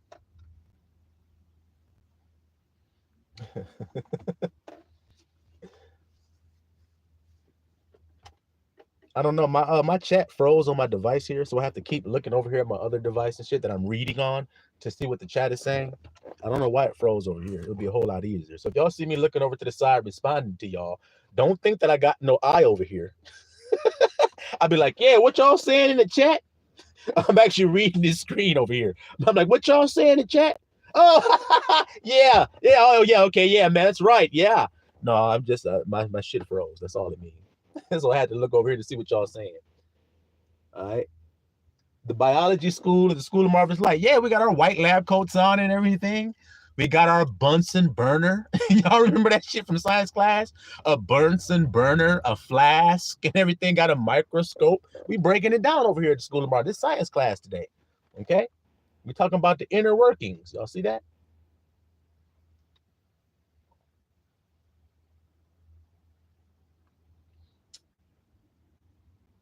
That's right, brother Cut. You will have a Cain or an Abel. You will have a Esau or a Jacob, depending on how you felt when you conceived. Come on, man. So then what that mean? Look at our world. I can always tell you both. Do you know why? Because I got my feet on the water and on the earth. That's how I'm able to break it down on both sides for you. I got to be able to break it down. How come? Because you got to see where you came from and where you're going. That's what a shepherd do for the sheep. That's what he do. He be like, hey, we going this way. We going to the promised land. On our way, headed back to Zion. That's where we're going. Where are you going? You was like, I'm going astray, about to get ate up by a lion. No, we don't want your ass getting ate up by no lion. We want your ass going back to Zion. Shit. Okay? Y'all hear me today? So just like you said, brother Cut, you will make a murderer or a life giver. That's the offspring. That's the child. A monster or a man. You see? Fear makes a monster. So in this world, like I said, let's say a woman gets defiled. She's walking up the street or something. Some nigga grab her, take her off into the woods and rapes her. She conceives from that rape. How do you think she felt when she was conceiving that child? You see what I mean? So then what kind of child is coming? Child of fear. Mommy, help me. Mommy, protect me. Mommy, do you love me? Mommy, am I safe? Mommy, fearful child. What are you going to get? But when that woman's like, I am completely comfortable, stress-free, happy, feeling good as hell, lost in ecstasy, in a rapture when I conceived, because she's with a man that love her and shit and that she love, well, then that child's going to be a child of love. See how that works? These are not, the children of the flesh are not counted for the promise. You see, there's two different seeds. There are two different things producing children, fear and love. Look at the world. How many children are conceived in fear? Oh shit, the condom broke. Uh-oh, I can't stop. Oh, did you just do what I think you did? Nigga be getting slapped and shit. I couldn't help it, girl. It was too good. Shit, I couldn't stop and everything. Oh my God. See the fear? You see the fear that the grandson describing to y'all? I'm just telling you the truth. You see? Now, guys, watch what I'm about to tell you guys. You think I'm just breaking this down on some silly stuff. Didn't Rebecca, isn't she the one that had those twins that I'm describing to you guys, Esau and Jacob? Isn't she the one that had those twins? Okay, now watch this, little flock. After she had those two babies, which one did she love and which one didn't she love?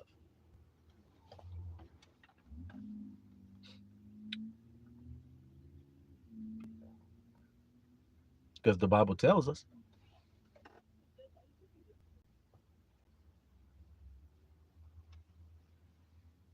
Out of them two babies, which one did they mama love and which one did they mama not love?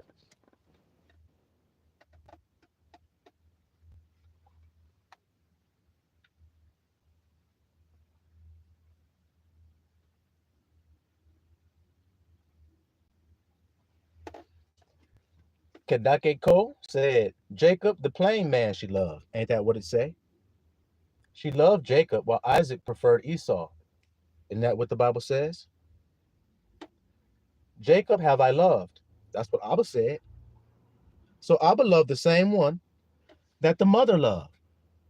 But Isaac loved Esau, and there's a reason why. Was it fleshly?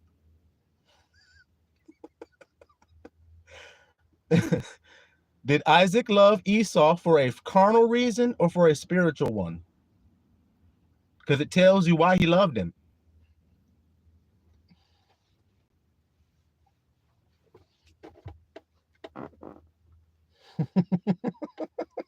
That's right, brother Cut. He loved him because he ate of his venison. Do y'all hear that? That's why he loved him. And I told you, I broke down exactly what that means. It don't just mean he just ate a good steak every now and again. He's like sitting up there. Y'all know, come on.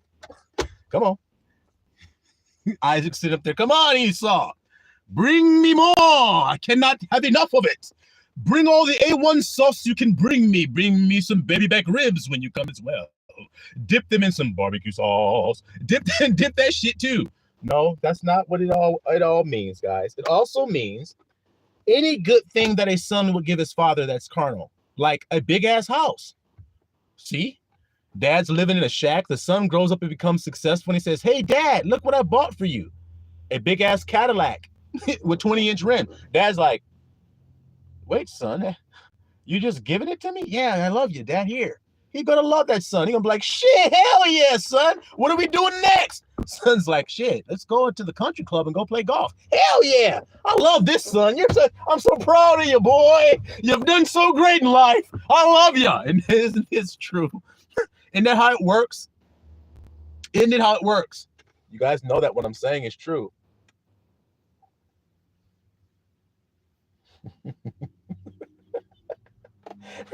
Or Sister Phoenix Queen said, y'all been cutting up enough today. I know, man. I don't know what it's been. Something about the energy today. Got us being funny, man. All right. Rare Diamond, welcome to the live stream. Welcome to the live stream today. Peace upon you.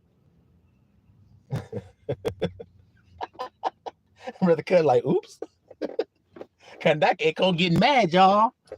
Y'all don't want the Phoenix Queen getting mad. I tell you that shit right now. Y'all don't want the Queen of the South to get upset. Read about the Queen of the South and you'll understand why I'm saying that. That's right, Brother Chuck. Rejoicing, man. Rejoicing. That's a sign of the Spirit, see? To be glad and rejoice, because that's what our Master told us to do. To be joyful and be glad, man, because we got the keys. We got the keys, key. We got the keys. We got them. And can't nobody steal them from us. So once we got them, that means we got them for good. And I like the keys because, like I told you guys, I like going up in the penthouse when I want. Don't you? Or do you like a nigga at the door trying to stop you? Hey, who did you say you are? What kind of name is that? The Flockulators. I've never heard of them. I need to see some credentials. Nigga, need to see your ID and everything. What you need, a nigga birth certificate next? Well, in order to get in here, I need to see everything there is to see. Nigga, looking all at your shit. You see, that's the world you live in. But I got a key that bypasses that nosy ass nigga. He see me walking up to the door. He's like, yeah, I'm going to get on his ass. I'm going to ask him everything about his credentials and everything. I just disappear from that nigga's view.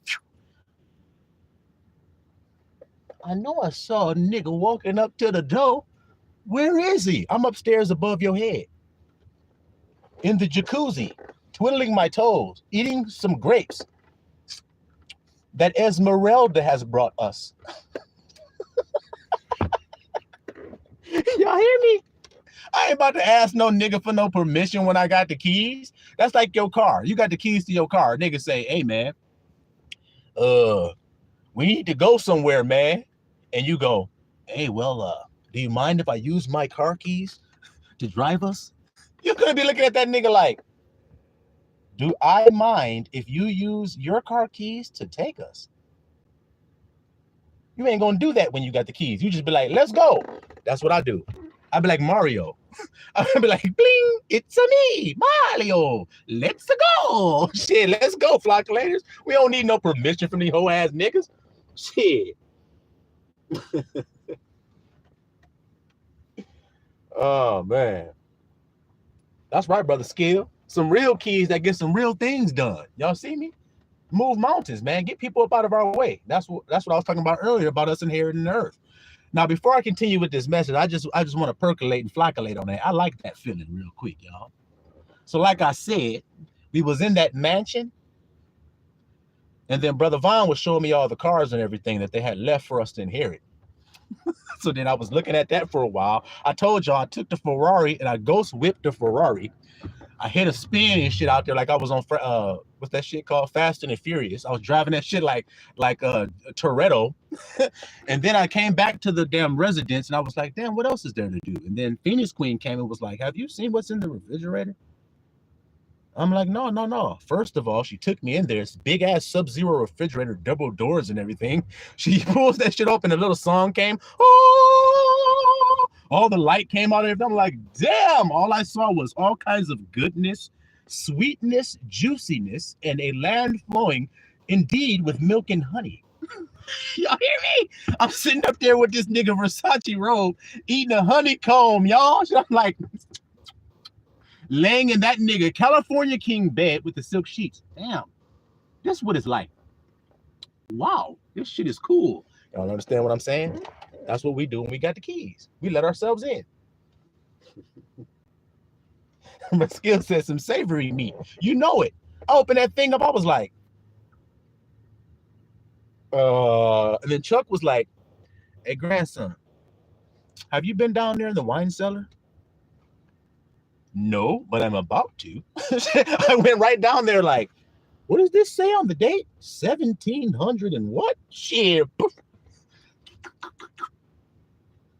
Damn, the blacker the berry, the sweeter the juice. Shit. Y'all hear what I'm saying, little flock? Y'all follow what I mean? Living it up, having a good ass time because they're gone. All the refuse is washed off the earth. Because if they're carnal, they cannot be in this state of mind we're in right now. What carnal people could understand this message I'm giving you right now? They would think I'm nuts. They would be like, what the fuck is he talking about? He's sitting in a jacuzzi, twiddling his toes, eating the grapes and a honeycomb and everything from the Himalayas. Some wild honey. That nigga got out of a tree off the Himalayas and shit and brought that shit to the grandson. And grandson sitting there eating that shit. Yeah, you ain't lying, I am. Shit, he said milk and honey flowing. That milk and honey flowing right down on me. Yep, sure is. Y'all hear me today? Oh, wait. See? Do you see? Brother Cut said you gotta check the DJ booth. Yeah, I'm about to go down there right now. Because I hear some music and I think I see some dancing. I'm on the balcony looking over. See? Y'all down there dancing, have a good ass time and shit. Brother Cut got the headphones on. He cutting this shit. Hold on, wait, let me get on there and get on that shit. I'm about to go down there and get on them turntables too. Shit, you hear me, little flock? We about to have a good ass time. That's what this is about. That's what you do. I mean, like I said, did you guys see the Vikings or not? When they were on their ship and they're looking across and they see some land, they immediately get turned up. They'd be like, oh shit, yes, this is what we have come for, brothers. Yes, glory is bread to be had there. You know what I mean? Them niggas is ready for the fight and they get amped up. They can barely contain themselves. Why? Because they're about to inherit up some shit. That's what they're about to do. That's us. That's us. I told you they're going to be gone and then we're going to walk in and say, wait a minute. Ain't nobody in here to stop me? Nope. Not no more, it ain't. They gone. They gone. You see it? Queen said, we found Carlton at the beach. I was wondering where he was at. I was sure looking around at the party like, where Brother Carlton at? He's still at the beach house. He at the beach house like, get your ass up, Brother Carlton. Get your ass up and get over here, man. Come to the party, man. Y'all hear me? See? Oh, wait. Okay. Y'all said he was already there waiting. See? I told you I got to keep looking over here to check the chat, so I might be a little late. He was already there with a cigar and everything. So he had his robe on too. Had his Gucci flip-flops on. Like, that's what was in the closet. That's what they left me. So I guess that's what they wanted me to have. The wicked store up treasures for the righteous. You guys know I'm not joking about this. I'm bringing it to your attention so you can bask in the ambiance, so that you can join me. You see? That you can join me here. That where I am, there you may be. All right? Now let's get back to this message from my device die. Okay? Abba too good, bro. Abba too good, man. You see what he's done for us, man? You saw he's brought us joy. When we had so many tears and so much sadness, so much loneliness and so much grief. You see what he's given us? A brotherhood, man. A true brotherhood. Built up upon truth and friendship. And friends give their life for their brother. They ain't knocking their brother down, grabbing his M16. You see that? That's not what they're going to do. They may even jump in front of that brother to protect him from a blow, from a bullet. You see? And I don't mind jumping in front of a bullet because I told you what's going to happen when it hit me. Clink. That kind of itched a little bit. What were you shooting? He's like, this is a fucking Draco, dude. What do you mean? It itched a little. I'm like, ting, ting, ting, ting, ting, ting, ting, ting, ting.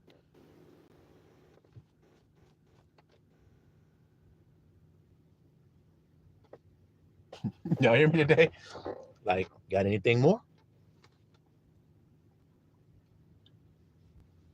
All right. Every time I check this chat, bro, y'all just saying something crazy up in here. What Brother Chris say? It wasn't Kale's in the closet. And nigga came out the closet like, I'm trapped in the closet, in the closet, in the closet. Whatever that little shit that nigga was singing. That nigga Kale came out the closet with a damn towel wrapped in his mouth, his hands bound up and shit. Oh shit, y'all found me, man. They had me locked up. We like, wait a minute. I know this was a mansion that we just inherited. Is this P. Diddy's mansion? What the fuck is going on around here, man? Where the baby on? Oh shit, he got baby on the cabinet. Flockulators, mount up. Let's get the hell out of here, man. The Flockulators got the hell out of P. Diddy's mansion. They were like, hold on. It looked nice at first, but when I opened up that closet, I seen 500 bottles of baby oil. Hell no. This P. Diddy shit. Let's get the hell out that pool. Get the hell out that pool, brother. Cut. Don't touch it. Don't get in that pool, bro. Shit, I'm telling you right now. P. Diddy might have been down in there. Shit, let's get away from this nigga house. There's a whole bunch of other matches we can procure. We don't need that nigga's mansion. Matter of fact, you got some gasoline in a match. Go ahead, man. Let's go ahead and get rid of this shit. Hell no, this shit can't stay. It gotta go. You know, hear me, little flock? Man, you know what's so funny today, little flock? We talking about P. Diddy mansion and everything. I said I was going to say something, and then I guess I thought better of it. But Abba's will. Who can fight against his will? I'm going to go ahead and say it anyway. Before I was about to drop this message, I'm just in the car about to pull up and get ready to do this message today. And I'm thinking in my mind, I was laughing because I was saying in my mind, this name, T or Deep, I can't even say it anymore. D Pity. Y'all hear me today? I kept hearing this name in my head, D Pity. And I'm like, D Pity? The fuck? D Pity? I mean, I know about P. Diddy, but who the hell is D Pity? And Abba was like, that's that nigga when you feel all sad and depressed and feel like nothing works out for you and nothing's ever going to go good for you and everything and nothing ever is going to work out for you. That's D Pity. Stay away from that nigga. He trying to rape you from your dreams. That nigga D Pity is trying to steal your dream from you, man. He's trying to steal your manhood. Don't let that nigga D Pity steal your manhood from you, bro. You hear what I'm saying, little flock? Watch out for D Pity. Okay? The pity. Watch out for the pity. The pity don't help. The pity only hurts. Okay? All right? Nah. Back to Romans, y'all. Forgot we was reading the scripts, huh? Back to Romans. Romans chapter 8. All right. Verse 11. Excuse me, verse 10 is where we left off. If Christ be in you, the body is dead because of sin, but the spirit is life because of righteousness. Righteousness means right thought or right thinking. So now your spirit has become alive because now you're thinking right. So what does that mean? Can you give us an example, grandson? Yes. In other words, when you're in the old world of slavery that he saved you out of, you were thinking thoughts like, I'm doomed. We'll just use that one thought. I'm doomed. I'm doomed. That's taking the Lord's name in vain. So you're already going to die because of that. But also, when you say I'm doomed, you're not using right thought. You see that? So your spiritual life is dead when you say I'm doomed. And now your flesh is what you're using to try to be righteous. Do y'all hear what I'm saying to you today? Well, what does he say here? He says, the body is dead because of sin. So when you're in the right state of mind, now your flesh mind is dead because now you're in the spirit of life. Do you see it? But if you leave that spirit, now you're dead in your sins in the carnal mind. You're dead in rationality, trying to rationalize what you've seen. That makes you dead. Faith doesn't need to rationalize what it's seen. It don't need an explanation. It doesn't need evidence. Didn't I tell you guys what the bottomless pit is? The eye ain't never filled with seeing. The ear is never filled with hearing. So the bottomless pit got to be your flesh body. Is it? I told you guys about a bottomless pit being a hole. You can dump and dump and dump into it, and it never gets filled. Dump into your body and see when it gets filled. And then watch a human being try. Okay, I got a plate of 2,000 hot dogs here. I'm going to eat and eat until I'm filled. I'm going to prove the grandson wrong. So he eats and then finally he's like, I completely filled. I can't eat anymore. Then he dozes off and takes a nap.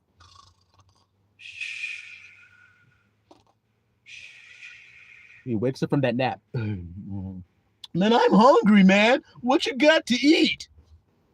And I'm just sitting over on the side looking at this nigga like this.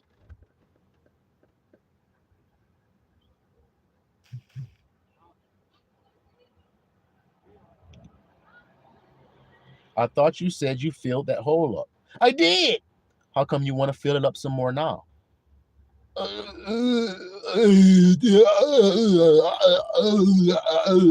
know. Neanderthal. Yeah, here it comes. Here it comes.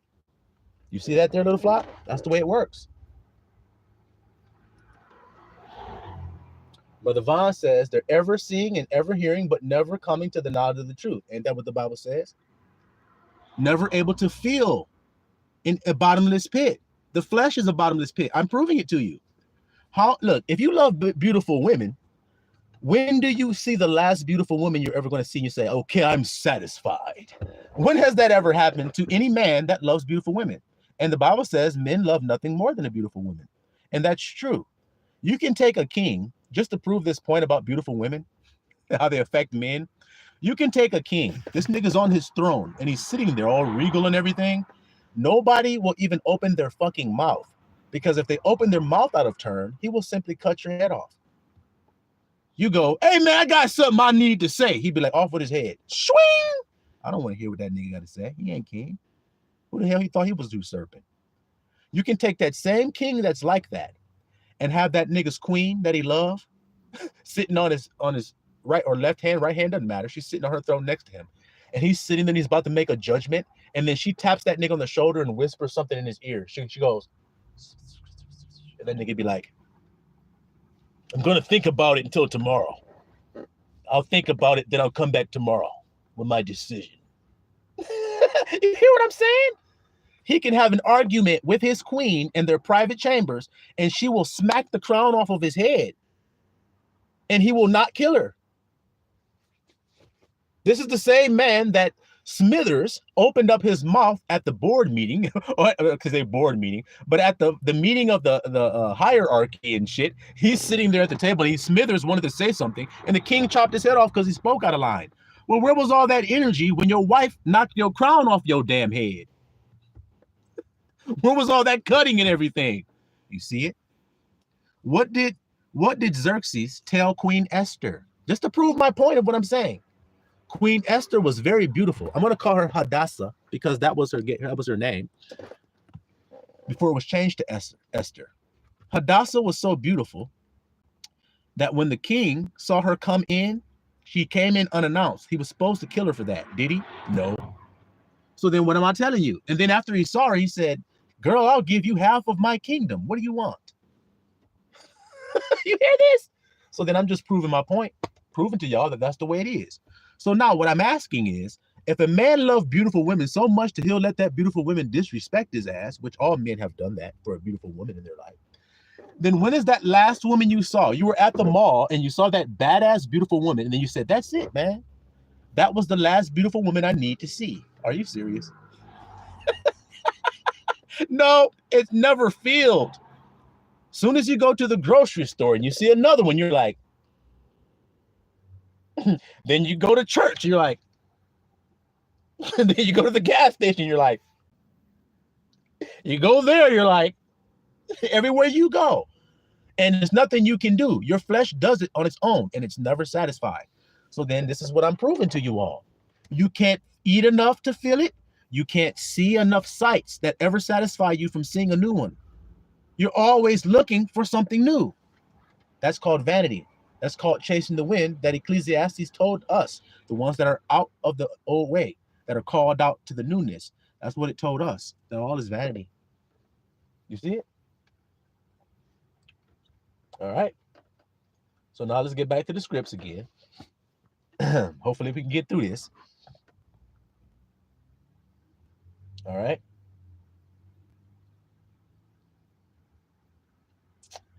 Verse 11. But if the spirit of him that raised up Yahushua from the dead dwelleth in you, he that raised up Yahushua from the dead also shall quicken your mortal bodies by his spirit that dwells in you. See? Therefore, brethren, we are debtors, not to the flesh, to live after the flesh. For if you live after the flesh, you shall die. Very simple and easy to be understood. So if you live after what the carnal mind tells you to do, then you're going to die.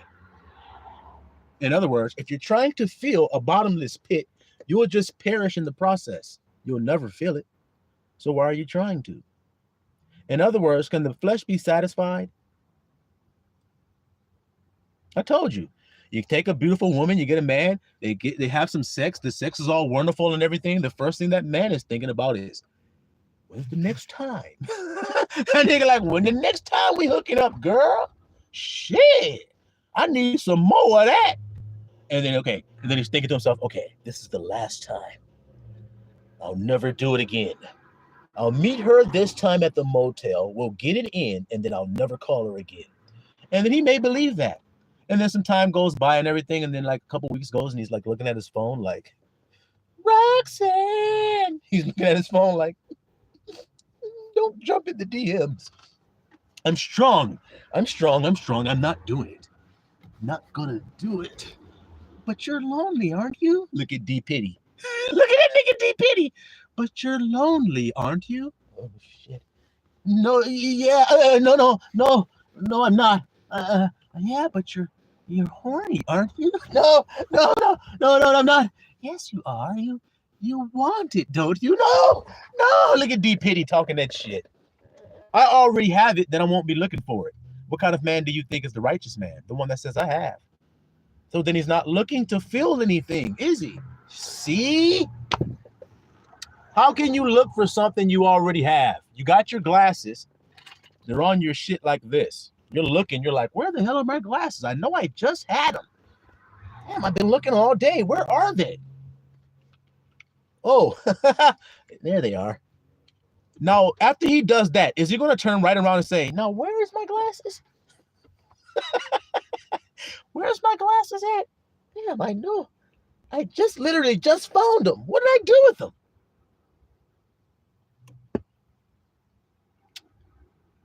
Speaking of minds, we need to check to make sure you ain't out of yours.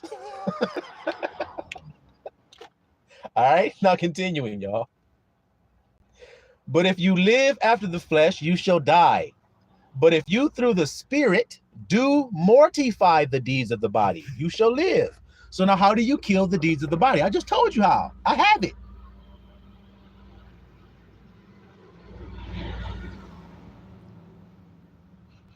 I don't know if y'all can understand how simple that is, what I'm saying. I want it so bad, grandson. I'll do anything to have it. Isn't that the state of being of a lot of people? I'll do anything to get rich, man. I'll do anything. And they do. They sell each other out. They murder each other. They make sacrifices in blood and cut and scream and holler and do all kind of pentagrams and make salt figurines and do all kind of shit to give them something. When I'm sitting here saying, I have it. I don't have to cut anybody. What the hell's wrong with you damn heathens? I don't have to kill my mom to become rich. I'm rich.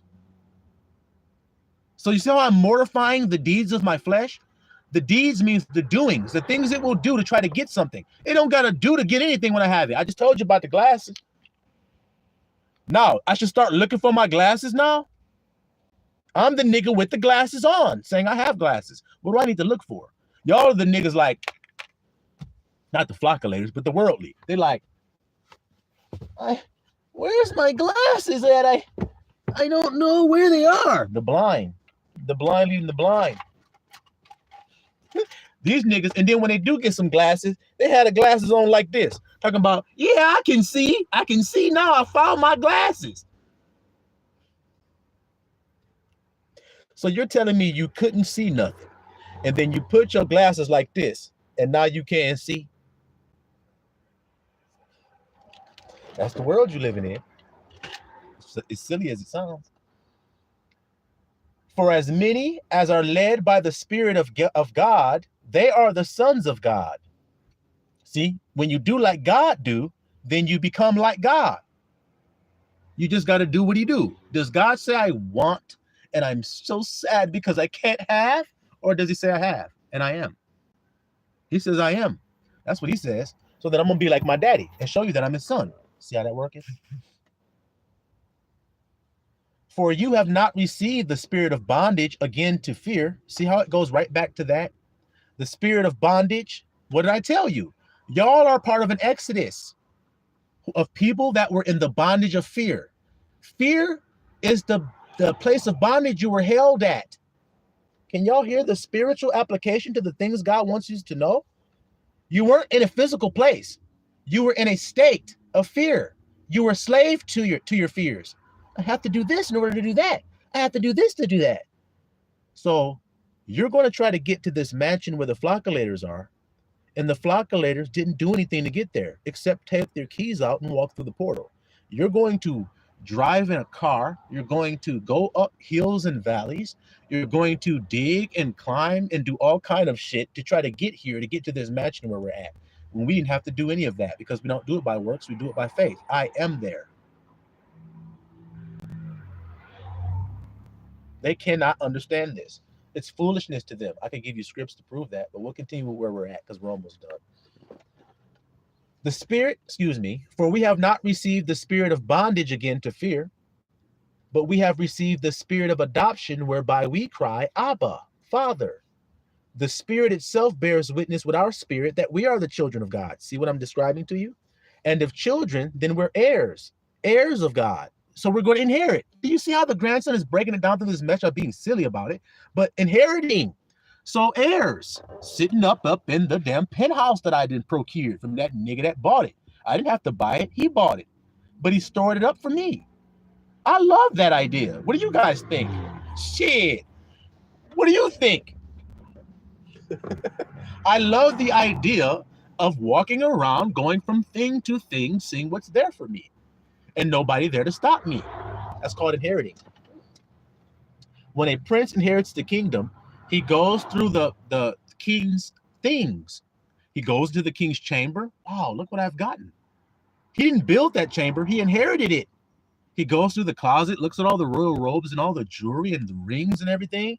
It's like, damn, I didn't actually have to do all the killing that my forefathers had to do to get this throne. I'm just inheriting it. It's like the grandson did. That's why I have the attitude I have. I'm not the second part of the plant. What do I mean by saying that? The second part is David. David did all the killing so that he could sit on that throne. Once he got on that throne, he wanted to build a temple. And then God told David, you're not going to build the temple because you're a bloody man. Like I said, my forefathers had to slice and dice to get this throne. But I'm not going to because I'm the grandson. Now, what happened when Solomon came? He inherited all of that glory, didn't he? That his father had procured for him. And then he built the temple. So then that's the man I am. That's my attitude about life. I'm simply waiting to inherit what's meant for me. What about you guys? And then I'm telling you all about what's meant for me, the world. So y'all want to fly with me and flocculate like we do? Because we can literally fly to where we want to fly. I don't care. Give me an idea. I'll go there with you right now. That's how simple it is. Y'all understand what I'm saying? I hope you all do. That's called free, right? That's called free, right? Free mean you go where you want to go. And can't nobody pull you over. I don't want a nigga pulling me over. I can't stand that shit. How about you guys? I'm honest. I don't play. If I'm going somewhere, I see some lights and shit in the rearview mirror, I instantly get an attitude. Oh, fuck. And I have to remind myself, wait a minute, grandson, you're not the flesh. Come on back to that state of peace and life. I am safe. I am protected. I am far away from that nigga. You see what I mean?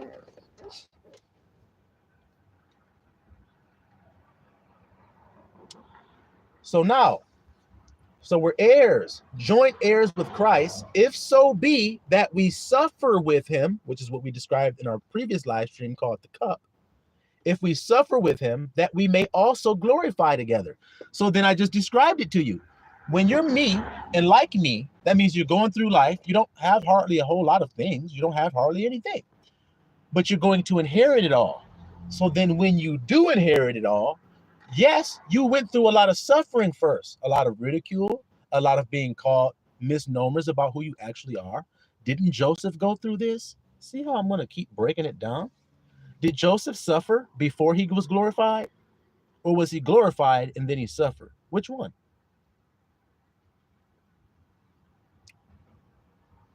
Was Joseph sitting up in the penthouse suite, twiddling his toes?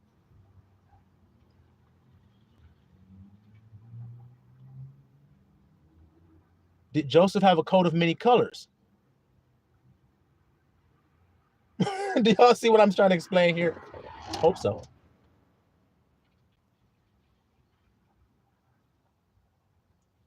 All right. So joint heirs with Christ, if so be that we suffer with him, that we may also be glorified together. Y'all hear that, little flock of layers? That we may also be glorified together. All right. Let's go to Romans chapter 12 real quick. We'll be done here in a minute, little flock.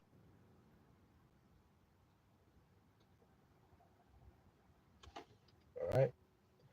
Romans chapter 12.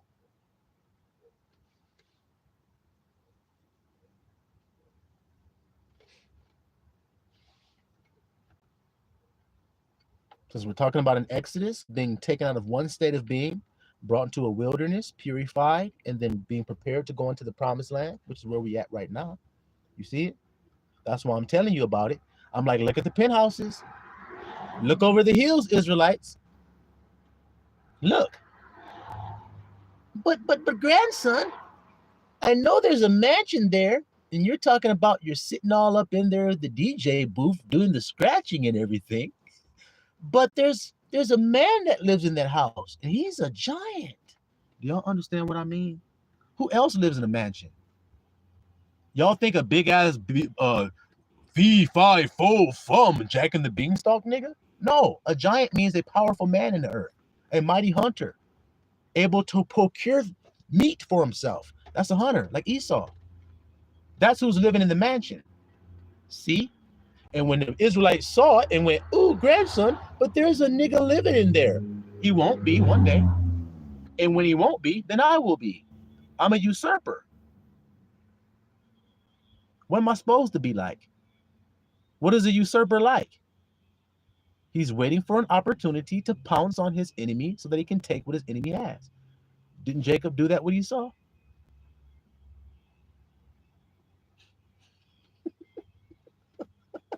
So I'm the one rooting that nigga on. I'm outside of his mansion going, buy more. Yes. Make more sound investments. Come on, man. Stack it up higher and higher and higher. He's like, who is that poor ass nigga out there in the field basically rooting for me to win? It's me. It's the usurper. I didn't say usurper. I said, it's just me, man. It's your brother. Keep building up the riches. Why am I telling him to building up the riches? Why am I telling him to do that? So that I can get it. So that I can get more. That's why I'm telling him to do it. Can y'all hear it? All right. So if you suffer, then you're going to reign. That's what it say. All right. Back to Romans 12, y'all little flockulators. All right. I beseech you, therefore, brothers, verse 1, by the mercies of El, that you present your bodies a living sacrifice. Isn't that what we just described? A living sacrifice, holy and acceptable unto God, which is your reasonable service. And be not conformed to this world, but be ye transformed by the renewing of your mind, that you may prove what is that good and acceptable and perfect will of God. So, little flock, the transformation or the exodus, we just read it there, is a renewing of your mind. Is that not what the grandson's telling you is happening? You're being brought out of the flesh mind into the carnal, because the flesh world passes away. It's passing away. But the spiritual world is being born. You see it? For I say that through the grace given unto me, to every man that is among you, not to think of himself more highly than he ought to think. That's why I mean when I say, when you say I am, you think you're talking about you, but you're not. So don't think that, because that's wrong thought. I am is God's name. Now, I bet that'll change how you speak about I am, won't it? Nothing else will. See? For we are many members of one body. Who was that said that in the chat? Was that brother Cut or brother Chuck? One of y'all talked about that, about us being many members of one body. You see? And all members have not the same office. I like this. So the flockulators, this military that we are members all of one army, but we got different faculties. Some of us will come up behind you with some night vision on and take a string and put it around your shit. X's, you're done for, and drop you in a ditch. Then we have other ones that will sit up in a perch up at a very high place with a scope on you and will watch you and your homeboy taking a piss and then noggin noodle you. And then we have other kind that will come right on the battlefield, run right toward you and blast you down while you're shooting and missing him because you're scared. He's calm and he just is taking you out of the game as he just walks across the battlefield. Then we got others that are flying high up in the sky that like to drop bombs. Do y'all get my point? But we all part of the same military called the flockulators. Y'all hear it? All right, thank you, Brother Chris. You said it was Chuck. Cool. Brother Cornell in the building says, all praises, grandson. Haven't seen you in a while, brother, man. Good to have you here. Good to have you here today. All right. So the transformation is in the mind. We just read that. That's the Exodus that's going on right now. It's not a physical, because like I've asked you guys, if you think it is, then I'm going to ask you this question. If I don't change your mind, but yet I physically bring you out of the place you're in and take you into a new land, then what will you do when you get to the new land?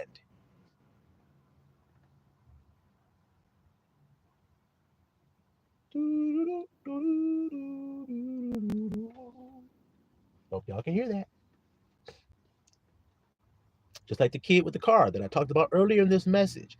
If he's irresponsible and you give him the Lamborghini because you love him, you're like, I think I want my son to have a good car. Yeah, but he's evil. He's an alcoholic. He doesn't listen and he's hard-headed.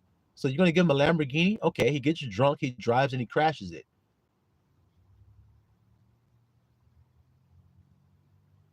Do y'all follow the point of what I'm saying? If I took an Israelite and I didn't change his mind, I would put him in the Lamborghini. In other words, I would put him in the promised land. I would put him in the penthouse, smoking the cigar with the Versace and everything. I put him there, but he would destroy it. He would crash it.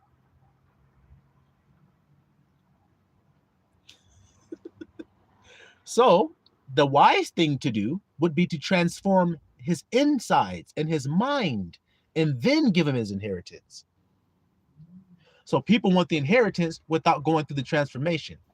Ain't gonna happen, brother. You got to go through the wilderness. As he said, you have to go through suffering. Then you'll be glorified. See that? All right. Watch. Verse 6. Watch. I was describing the different type of warriors that do different type of things. Watch this. Having then gifts differing according to the grace that is given to us.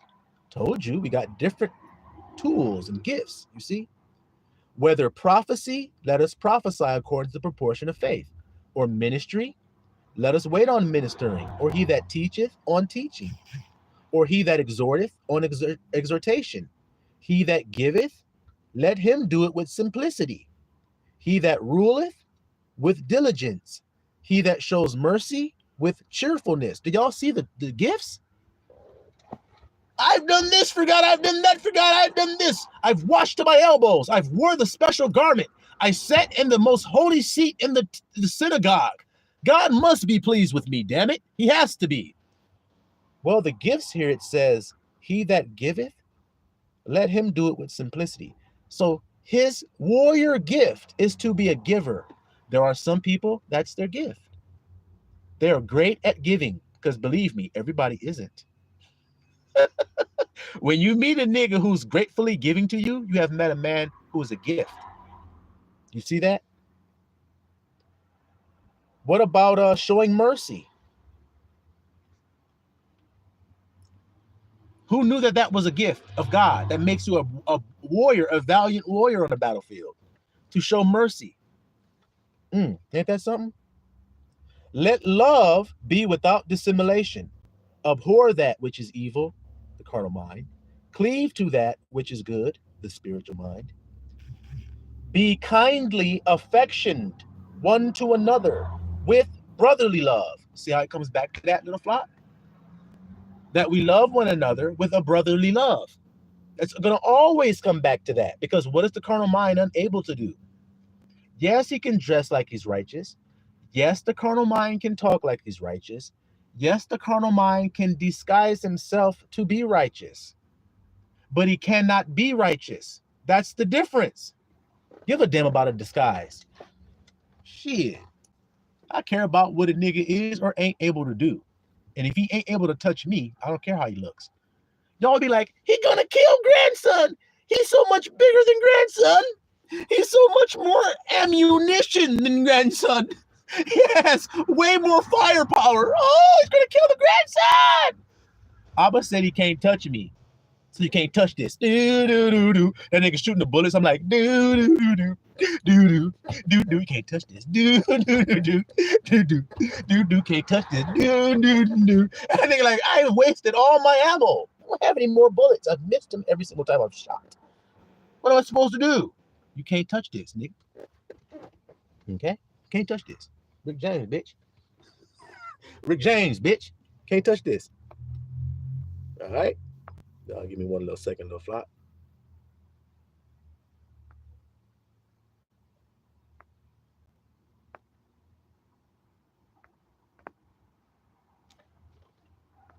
All right, little flop. Got my chat back working here, and I'm glad because my other device about to die. But I got this one. So be kindly affectioned one to another with brotherly love, in honor, preferring one another. See, I'm at the club, I'm at the penthouse, and I'm like, I prefer to be here with my people. I don't want to be here by myself. I like to flocculate when I'm partying. So where's my bros at? I prefer them to be with me. Where my sisters at? Shit, that's what they say at the club. They be like, where my such and such at? Where my such and such at? That's where I'm at, like with the flocculators. I'm like, where the flocculators at? Where my people? Because I prefer them. I love brotherly love. You see?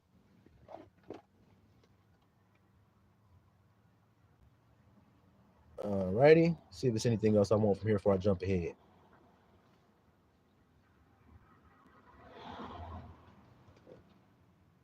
All right. Let's go to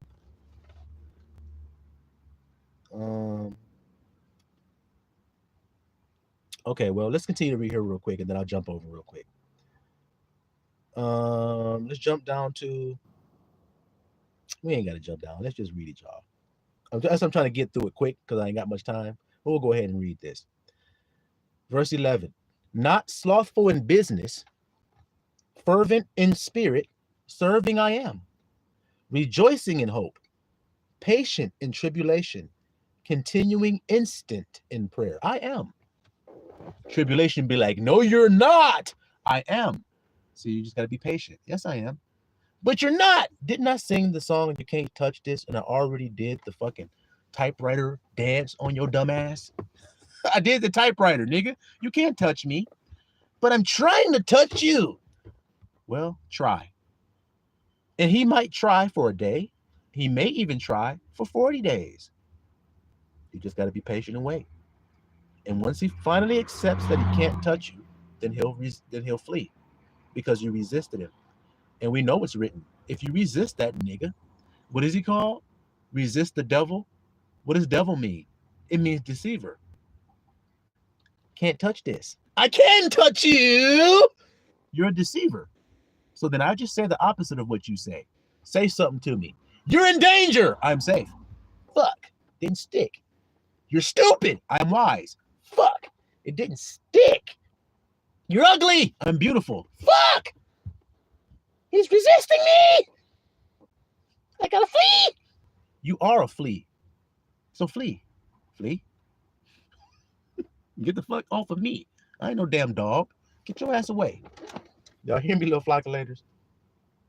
Amos Oh, before we go to Amos, before we go to famous Amos and get some cookies for some dessert, let's finish this.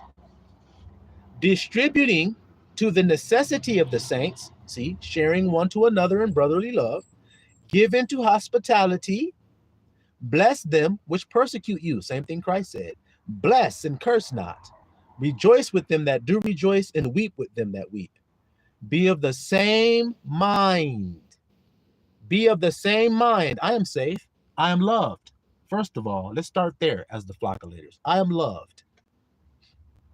See, before we go out to battle, this is what we do. We sit in a camp. Listen, if you want to know how we fight over here, okay? We sit in a camp. We simply do like this. We get in a nice, comfortable position, and we close our eyes and we do this. This is before we even fight the niggas. We're going like this. And we're talking in the secret place, but it looks like we're doing this. It looks like we're asleep like Yahushua on the boat. And they're like, the waves of enemies, the waves are coming in. And I'm just simply saying, God said, when the overflowing scourge shall come in, I will lift up a standard against him. So I just wait for the standard.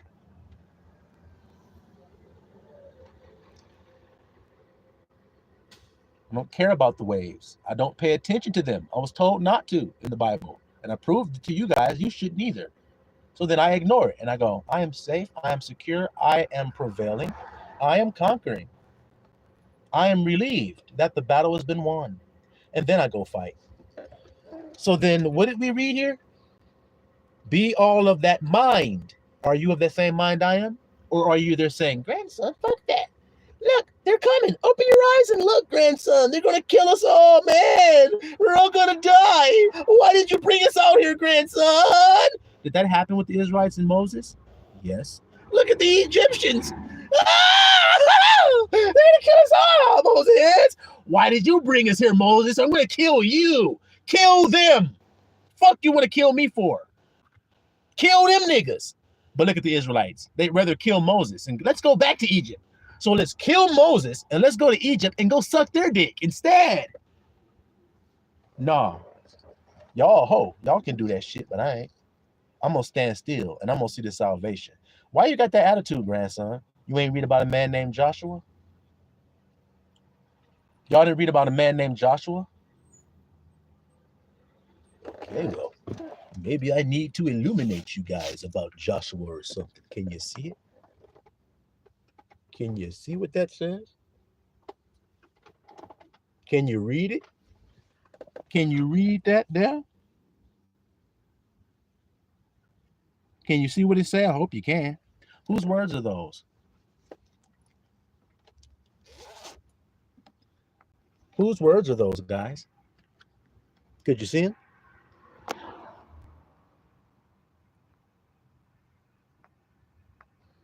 Brother Skill said, brother, cut driving, man. Don't make him laugh too hard. Brother Skill, he on the other side of the car probably like, oh, shit. He in the passenger seat like, I mean, I know we're having a good time and everything, but keep your eyes on the road, man. Shit. Y'all ever been in the car and the nigga that's driving, they coming up on some shit and you be stumping down at the floor like you hitting the brakes. You be stumping the floorboard like, shit.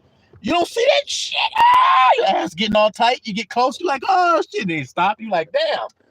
You might want to stop a little sooner. Sheesh. Me and Phoenix Queen was talking one day, and we was like, imagine if they had a car where the passenger had a brake on his side. That nigga won't be trusting you gonna stop shit. That nigga gonna step on his brake. Shit, what are you doing? Like, man, I got it, man. You ain't got to hit the auxiliary brake. Leave that brake alone. I'm turning that brake off as a button that you can turn it off. I'm turning the passenger brake off. I can stop at a stop sign. There's a fucking cop there, man. You got to stop. I know what I'm doing. Y'all hear me, little flock? Brother, Phoenix Queen said, as for me and my household, we will serve I am. Isn't that what that says on my chest there? So do you see? Whose words are those? Who said that?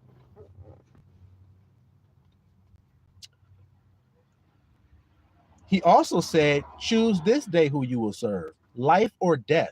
Look how that's the same guy. saying the same thing because the Israelites are about to do the same thing. When did Joshua come on the scene for the Israelites talking that talk he was talking? When they were about to take the promised land. Isn't that when he did that? Yeah. So stop playing with the grandson because he's just going to slice and dice. All right.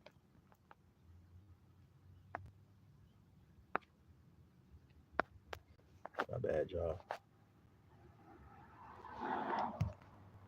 All right. All right, I ain't got much time left, little flock. So I'm gonna read a few more scriptures, then we're gonna go ahead and get on out of here. All right.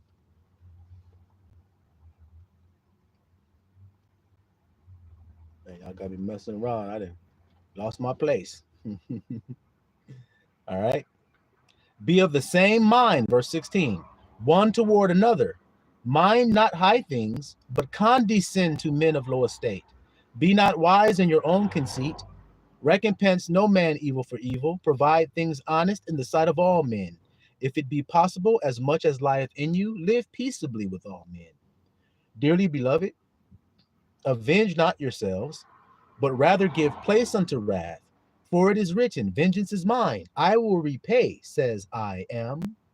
Therefore, if thine enemy hunger, feed him. If he thirst, give him drink. For in doing so, thou shalt heap coals of fire on his head.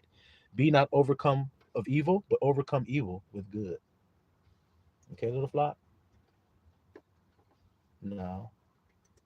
I said Amos, right? We're going to get some famous Amos cookies, and then we're going to go ahead and eat that little dessert and get on out of here. Amos chapter 5, right?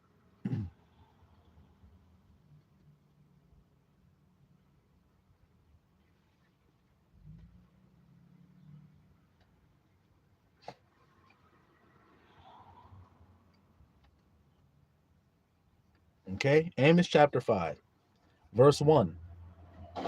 Hear ye this word which I take up against you, even a lamentation, O house of Israel. So this is going to give you some insight into what Abba was upset about with Israel. The virgin of Israel is fallen. She shall no more rise. She is forsaken upon her land. There is none to raise her up. For thus saith, I am power. The city that went out by 1,000 shall leave 100, and that which went forth by 100 shall leave 10 to the house of Israel. For thus saith I am unto the house of Israel, seek ye me, and you shall live. So we've been talking about all day. Abba says, come to me, Israel, and you will live. But watch what he says next. But seek not Bethel, nor enter into Gilgal, and pass not to Beersheba. Why is he mentioning these places? Because these are cities of what you call it? Sanctuary cities. They're safe cities. You know, when you were playing tag and you had a place that was called safe, and when you ran and you landed on that spot, it didn't matter if that nigga touched you. You were safe. So then you can't touch this. Do, do, do, do. That's what you did when you got on safe. You got your feet on safe and you went, can't touch this. Do, do, do, do. You see? So that's what we say when you can't touch us, because we in safe. Well, he says, stop looking to a physical place for safety. That's what God is saying here. Stop looking for a physical location to make you feel safe. You see, I am is not a physical location. I am is a state of being. So that's where your salvation is. I am safe. Not I need to be inside of a fort and then I'm safe. Why do you think God says they're going to dig bunkers and hide in the clefts and say rocks cover us and hide us? See, they're going to try to go into physical safety places and they will not be safe there, even though they think they will. A nigga will be in his bunker singing, can't touch this, do, do, do, do. Dude, you can't touch this. As soon as he gets to that second, can't touch this, I touched that nigga around his shoulder. He went, that looks like the grandson's hand. Thought you said I couldn't touch this. I can, and I am touching it. That nigga like, oh shit! I thought I was hiding underneath this bunker, dumb. They think they call it dumbs. Underground bunker, I'm hiding. How the hell can grandson touch me? And I'm just going to hold up my keys and go ching-a-ling-a-ling, nigga. I told you I got keys that open portals. So how the hell can you stop me from getting there? Hope you guys can hear what the grandson is saying. So, for Gilgal shall surely go into captivity, and Bethel shall come to naught. See, your safe places ain't going to be available to you. Seek I am, and you shall live. Look how he comes right back to that. He says it at the end of 4, and then he says it at the beginning of 6. Seek I am, and you shall live. Lest he break out like a fire in the house of Joseph, and devour it, and there shall be none to quench it in Bethel. You who turn judgment to wormwood and leave off righteousness in the earth. See, y'all who are not teaching how to think right. He says that strengtheneth the spoiled against the strong, so that the spoiled shall come against the fortress. They hate him that rebuketh in the gate, and that they abhor him that speaks upright. See how Israel is? They hate right thought. So when I was sent and told to go to my people to speak to them, what do you think I knew about how my people would feel about me? How do they feel about me to this day? The Bible told you how they feel. For as much, therefore, as your trading is upon the poor, and you take from him burdens of wheat, you have built houses of hewn stone, but you shall not dwell in them. See how the curse goes? You have planted vineyard, but you shall not drink the wine. We were reading about this before.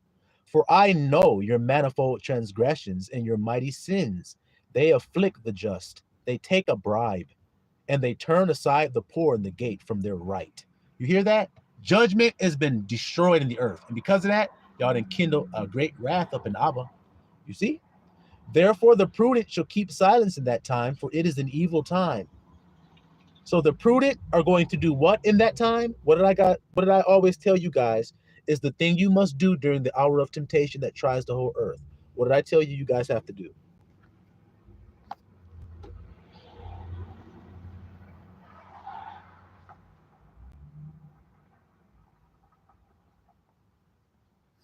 That's right, Brother Chris. Does that coincide with what we just read here in Famous Amos and where we're eating our cookies? Is that what we just heard again? To keep silent. He who keep the word of my patience, I shall also keep from the hour of temptation. So it's the same thing. They're talking about the same time on the earth. Okay? That's right, Vaughn. The word of his patience. You see? That's right, Skill. Got to be quiet. So watch what he says. Therefore, the prudent. What does prudent mean?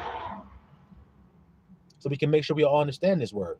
Prudent means wise, judicious in practical matters, careful. You see that? Prudent. So therefore, the one who's wise, the one who has right thinking, the one who's thinking the right way, he will keep silence in that time, for it is an evil time. Do you think the hour of temptation is an evil time? As we were talking about, Brother Vaughn, it is an afel time, isn't it? All right. Well, we're going to get some confirmation that it is indeed an afel time. Let's see. Seek good and not evil, that you may live. So seek the spiritual mind and not the carnal mind, and then you'll live. And so I am the power of armies. Stop. Didn't I say I was going to reveal that? So now you guys should be able to answer the question. What is the power of an army that makes an army powerful? Is it their weaponry? No. God proved that too many times for it to be that. Is it their numbers? No. God proved that too many times for it to be that. So then what is it that makes an army powerful?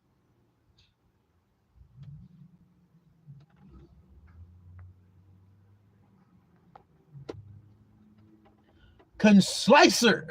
Y'all hear that little flot? Brother Chuck came through with the long sword. Conslicer. That's what makes an army powerful. Brother Chris, slicer. Y'all hear me? He came in with another sword and sliced from the other direction. Y'all see it? I am is the power of an army. Now, doesn't that make sense? If you have an army of men that are united in one thought, I am conquering. If they are unified in that fight, Abba says, there I am in the midst of them. Because they agree. There I am in the midst. Can you kill God?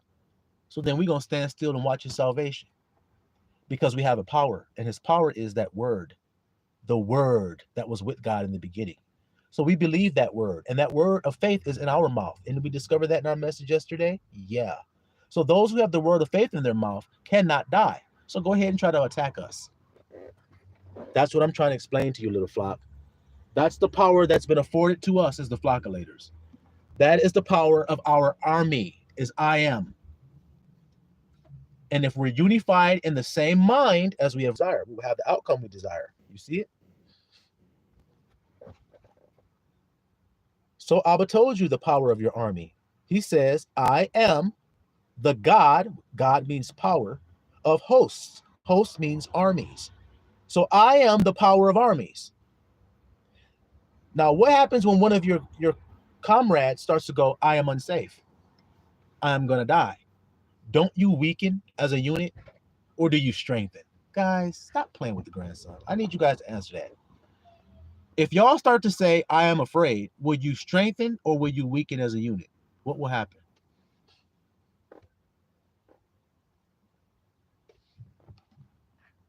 That's right, Brother Chris. All weaken. Not just one, not just the guy that's saying it. You're all weakening.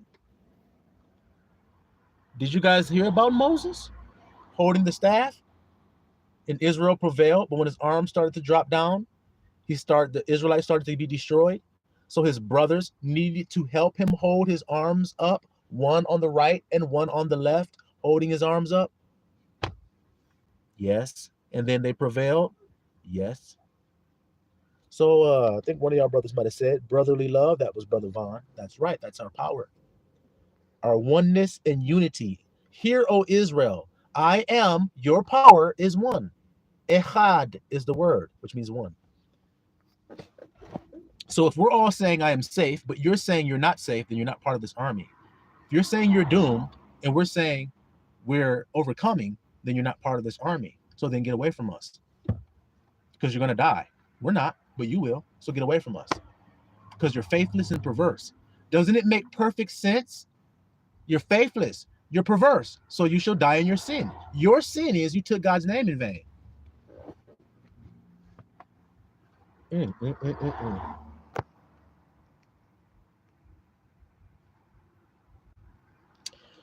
Brother Chris said the same way the spies who said we're done for weakened all of Israel. Isn't that the truth?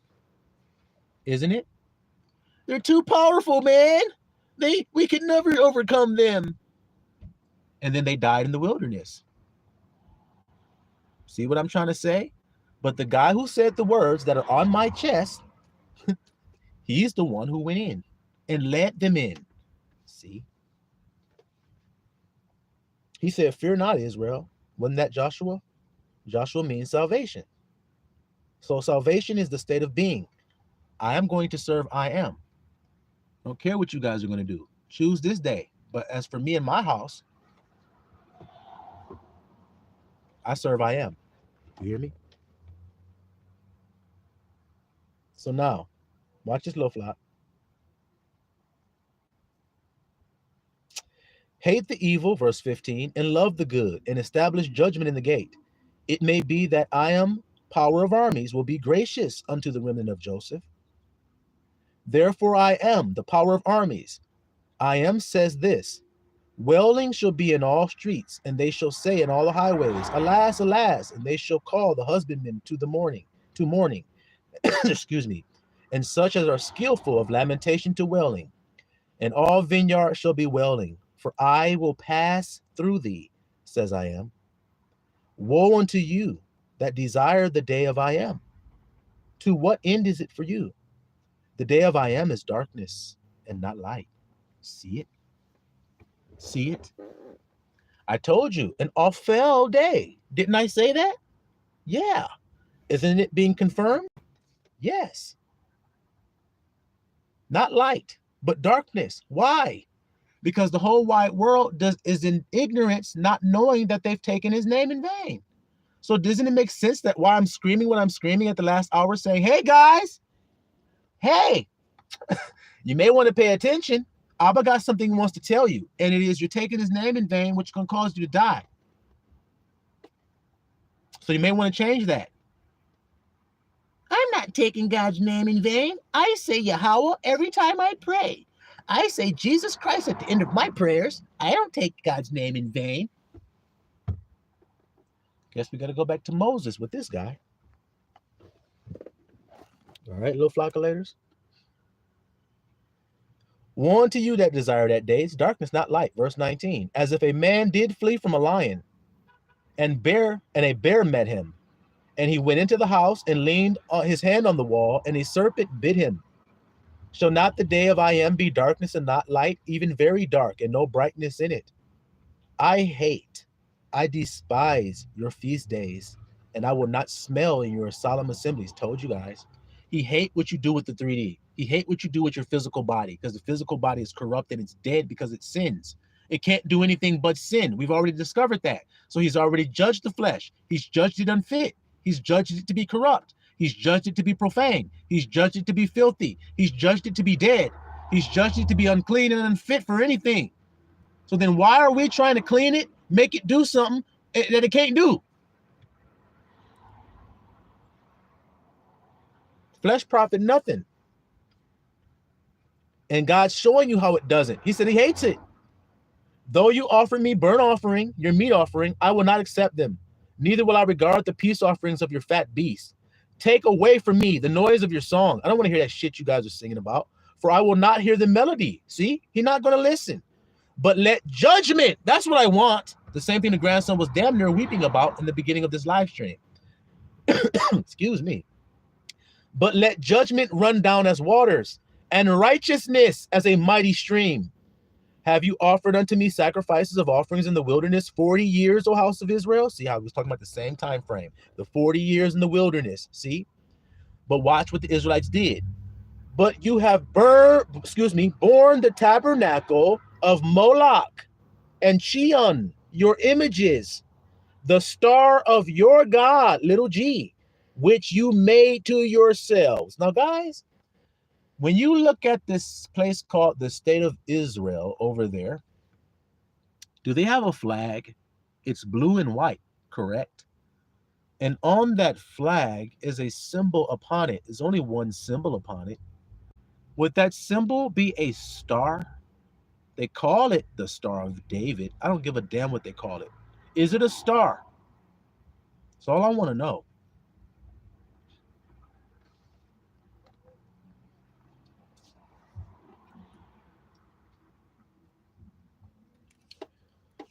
That flag that they bear, their standard, does it have a flag on it?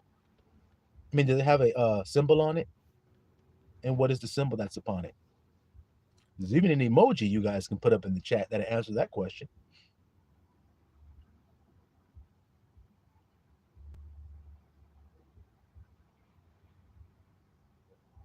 And then we'll be done with this message, little flock.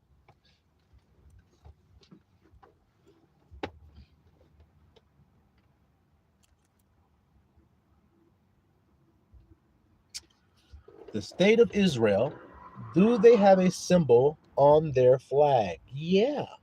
There you guys go. Brother Chris says it's a star. Brother Skill said it's a 6-pointed star. Brother Vaughn put up there a star. So, and it's a 6-pointed one at that. Do I actually have to explain that?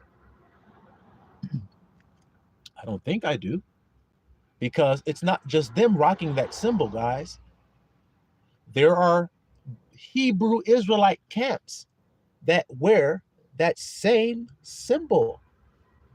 Not a different one. They rock that exact same symbol. Don't they? God said he was mad at Israel because they bear the star of their God, which they made to themselves. When did God ever get a star, come down from his throne, come down to Israel with a star in his hand and says, okay, Israel, you see this 6-pointed star here? See how it glows and glistens? I'm giving this to you to represent me. So put that upon your insignias on your flag, put it on your headbands, put it on your shoulders, put it on your shield, put it everywhere. When did the Father ever say that? He didn't. So then why the hell are they doing it? Because they want to do it. That's why. And they're going to die doing it. That's why as well. Y'all see that, little flockulators? So there's a whole lot much more food that I could give you guys, but I ain't got much time. I got to go do something, and so do my other half over there at the crib. So thank y'all flockulators for coming out and flocculating today. Brother Skill said Rastafari as well. That's right. You see the symbols everywhere, man. You see it? And it ain't got nothing to do with the truth. We just read it in Amos that's what God is pissed off about. Because they're doing everything but what he told them to do, isn't he? Aren't they? Yep, they are. You see? That's right, Brother Chuck. Y'all know that symbol is everywhere. God said the children of Israel carrying that around, and he don't want them doing it. He don't like being around them because they got that stupid ass star up there. Now, how many 6-point stars y'all see on me?